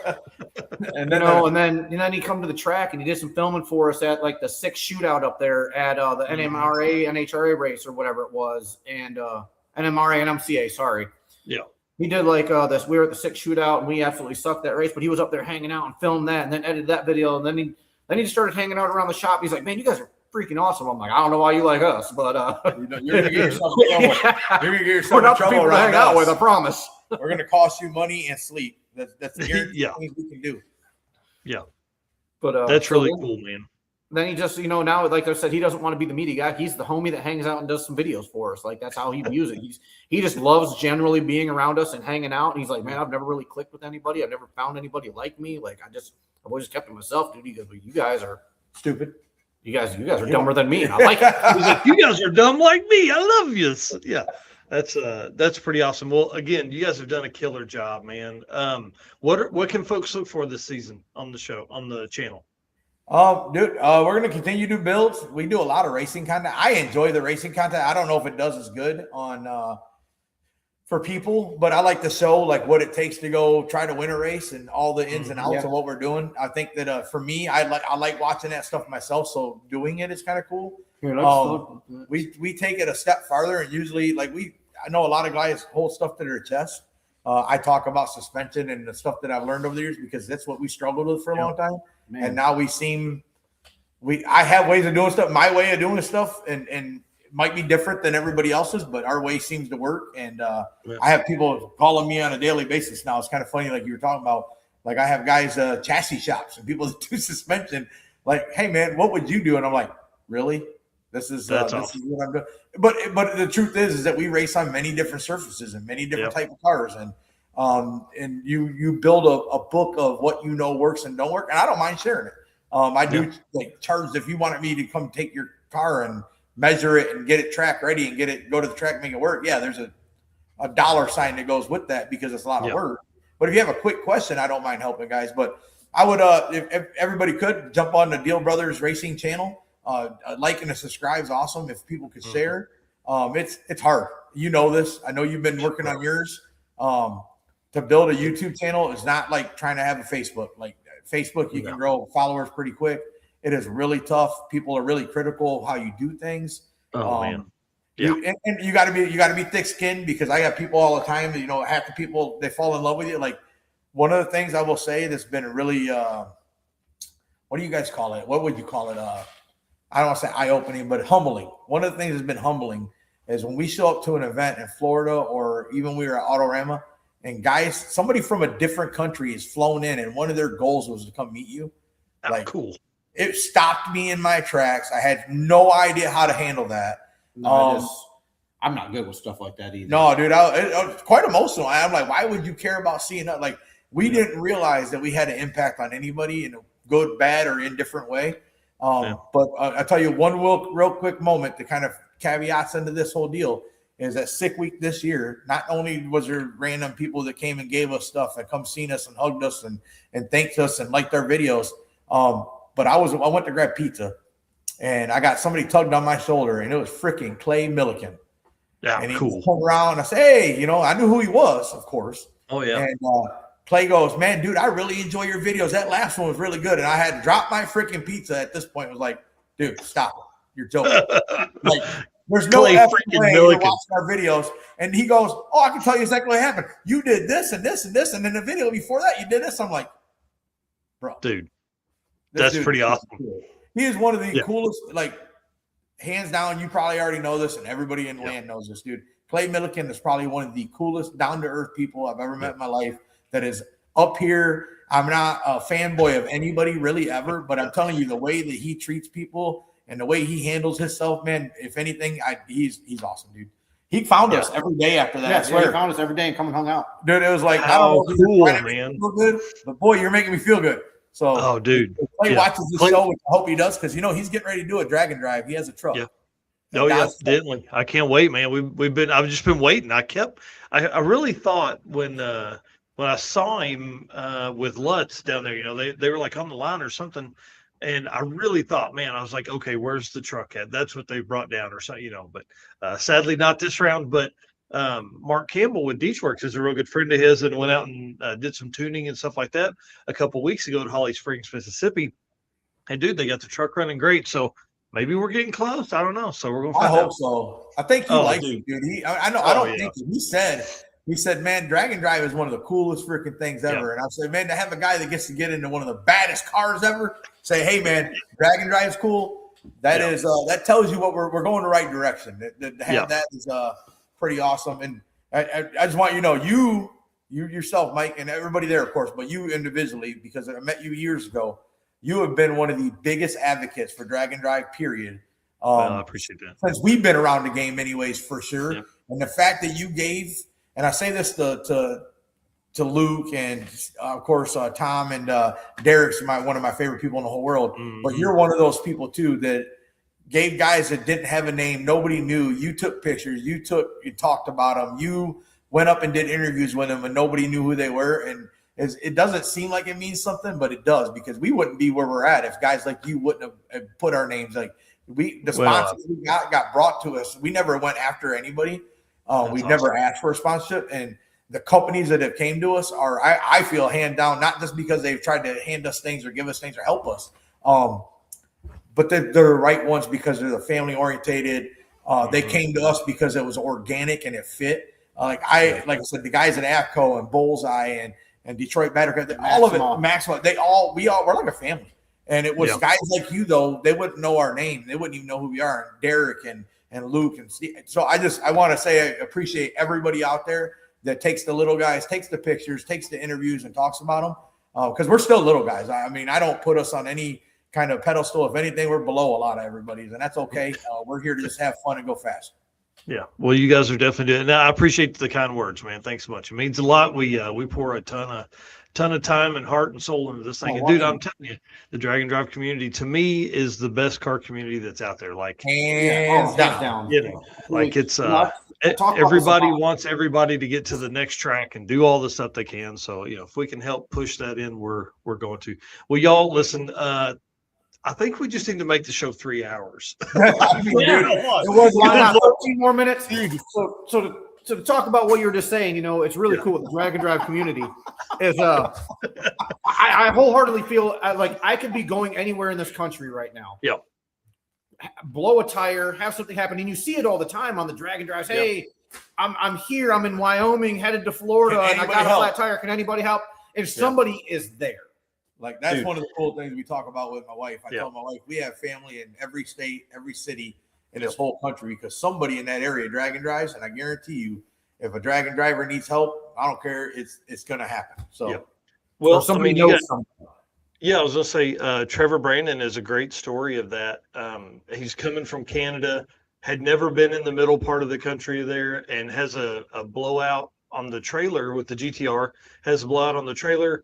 In Kansas City, Red Hat Scotty runs over him on the worst snowstorms and gets him taken care of. Like, dude, those are two guys that they had been at the same events, but like, those are two guys that would never have any other reason to hang out, outside of a drag and drive except right then. So it's a thing.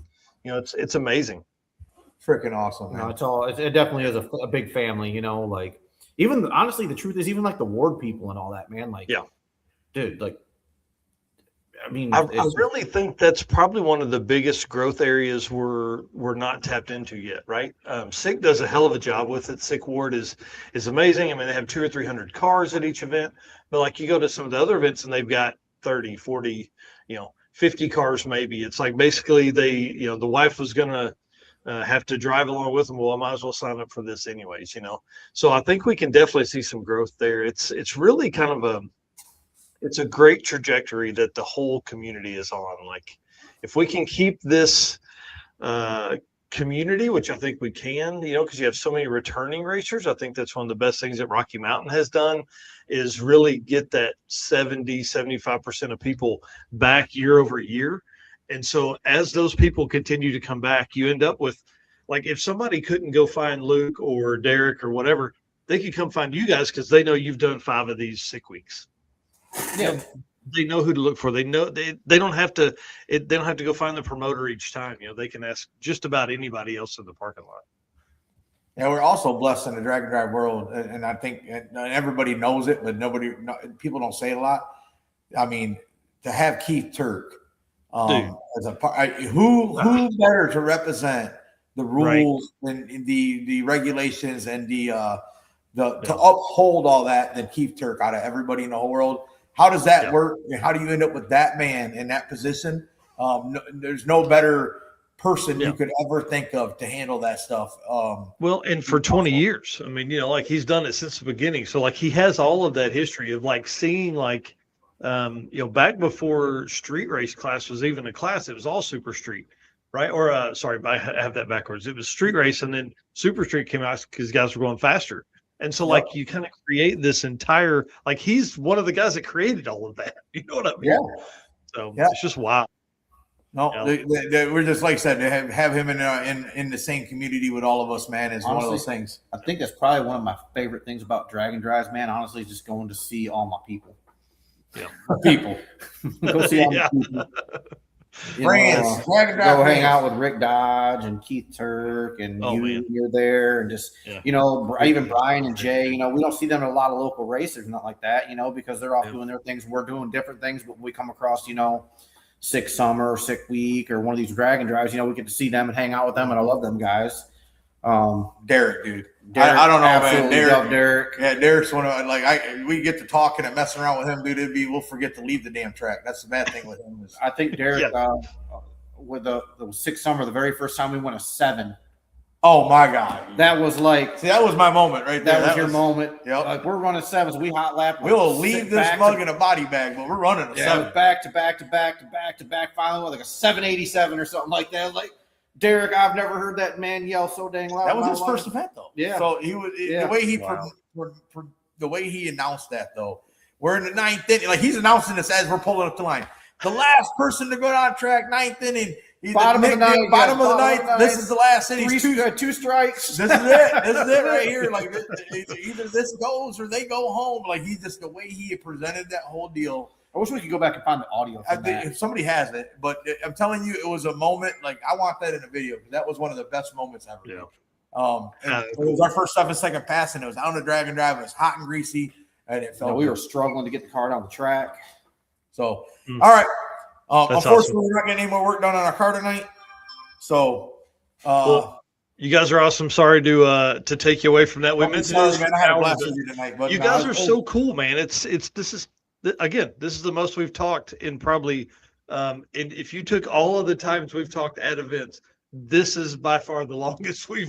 You could probably add all of them. We see each other at a lot of Dragon Drives and stuff like that, and we definitely talk, 15 minutes here, 10 minutes there and stuff, but to actually sit down and chit chat, is awesome. Yeah, I love to when we get in the same town at some point, somewhere that we could all go get a bite to eat somewhere. And I think we'd have too much fun though, so it might be a bad idea. Yeah. Hey, bring it on. All right. We're going to take oh man, I can't think of him. Clark. We're going to drag Clark with us because he owes like 18 steak dinners at this point, and it's all going to be on him. I'm going to make his car go 6s. All right, good night, guys. Diehl Brothers Racing on YouTube. Diehl Brothers Racing on Facebook. Actually, I use my personal Nick Diehl on Facebook more than anything. As you said, I post every day. Instagram, Diehl Brothers Racing, and TikTok, Diehl Brothers Racing. And all the other ones that everybody does, I haven't did yet. I know there's like a Threads and a Rumbles and all that stuff. Maybe someday. I can barely keep up with it now. So we appreciate everybody over at Drag Drive Repeat. Thanks for having us on the show tonight. All right, buddy. Thanks, guys. I'll see you soon. Thank you. How freaking cool, man. I can't tell y'all how much those guys are awesome. I appreciate them giving so much time. You have to understand, those guys are thrashing their asses off right now to take 4 cars to streetcar bragging rights. So when it comes down to it, you guys have to go. You have to go follow Diehl Brothers Racing. Please, please, please do that. I want to give a big shout out. Say thanks to Doug Vine for being on earlier. Appreciate him taking the time to come on. I mean, obviously, oil usage and all that kind of stuff is very important for everything that we do within the drag and drive community. Oil usage, oil storage, oil getting to the right spots of the motor.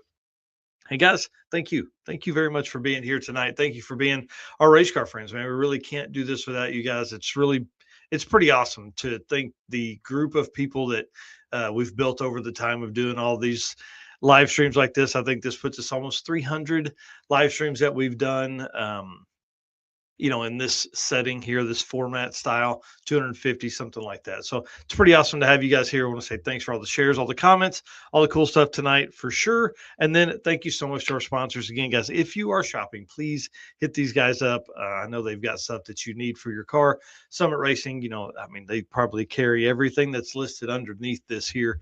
Deech Works, of course, official fuel delivery of Drag Drive Repeat, Molly Motorsports, best pistons in the game.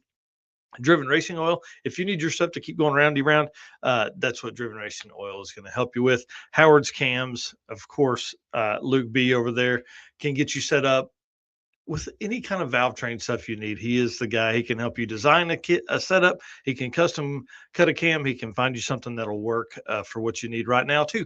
J-Wire Solutions, love Jay. He was on last week. That's a really good interview. They are upgrading the facility. They're coming out with all kinds of new parts. You guys will have to go over and listen to that episode. AFCO Racing Products, you heard the Diehl Brothers give a huge shout out to AFCO and how Rex and Eric helped them go faster. Performer Built Transmissions, guys, Ryan Snyder and the team. Y'all, I mean, you heard it right here. Like David Diehl talked about using Ryan Snyder's videos on Performer Built Transmissions YouTube channel to rebuild transmissions to make them better on cars that he raced. Can't get any better than that. Car Change 3D. If you are looking for super cool gifts, if you're looking for cup holders for about every shifter that's out there, carchange3d.com. And of course, our newest sponsor, Low Dollar Motorsports, man. Can't thank Brandon and the team over there enough. They have signed up as the daily burnout sponsor. So every morning at 8 a.m. Eastern, you're going to see a burnout. We have a reel a week and then 6 photos a week. So big shout out to Low Dollar. They are helping. That sponsorship package helps us provide, a lot of the stuff that we do here across the year. And of course, PowerTube TV, where every Tuesday night you can see one of our episodes, and we are also providing exclusive content over there for them as well. And then Racing Junk Classifieds, the buy sell trade, the official buy sell trade of Drag Drive Repeat. So Eric features drag and drive cars each Saturday morning right here on the Drag Drive Repeat News. That's it, guys. Thanks a bunch. We'll see you soon.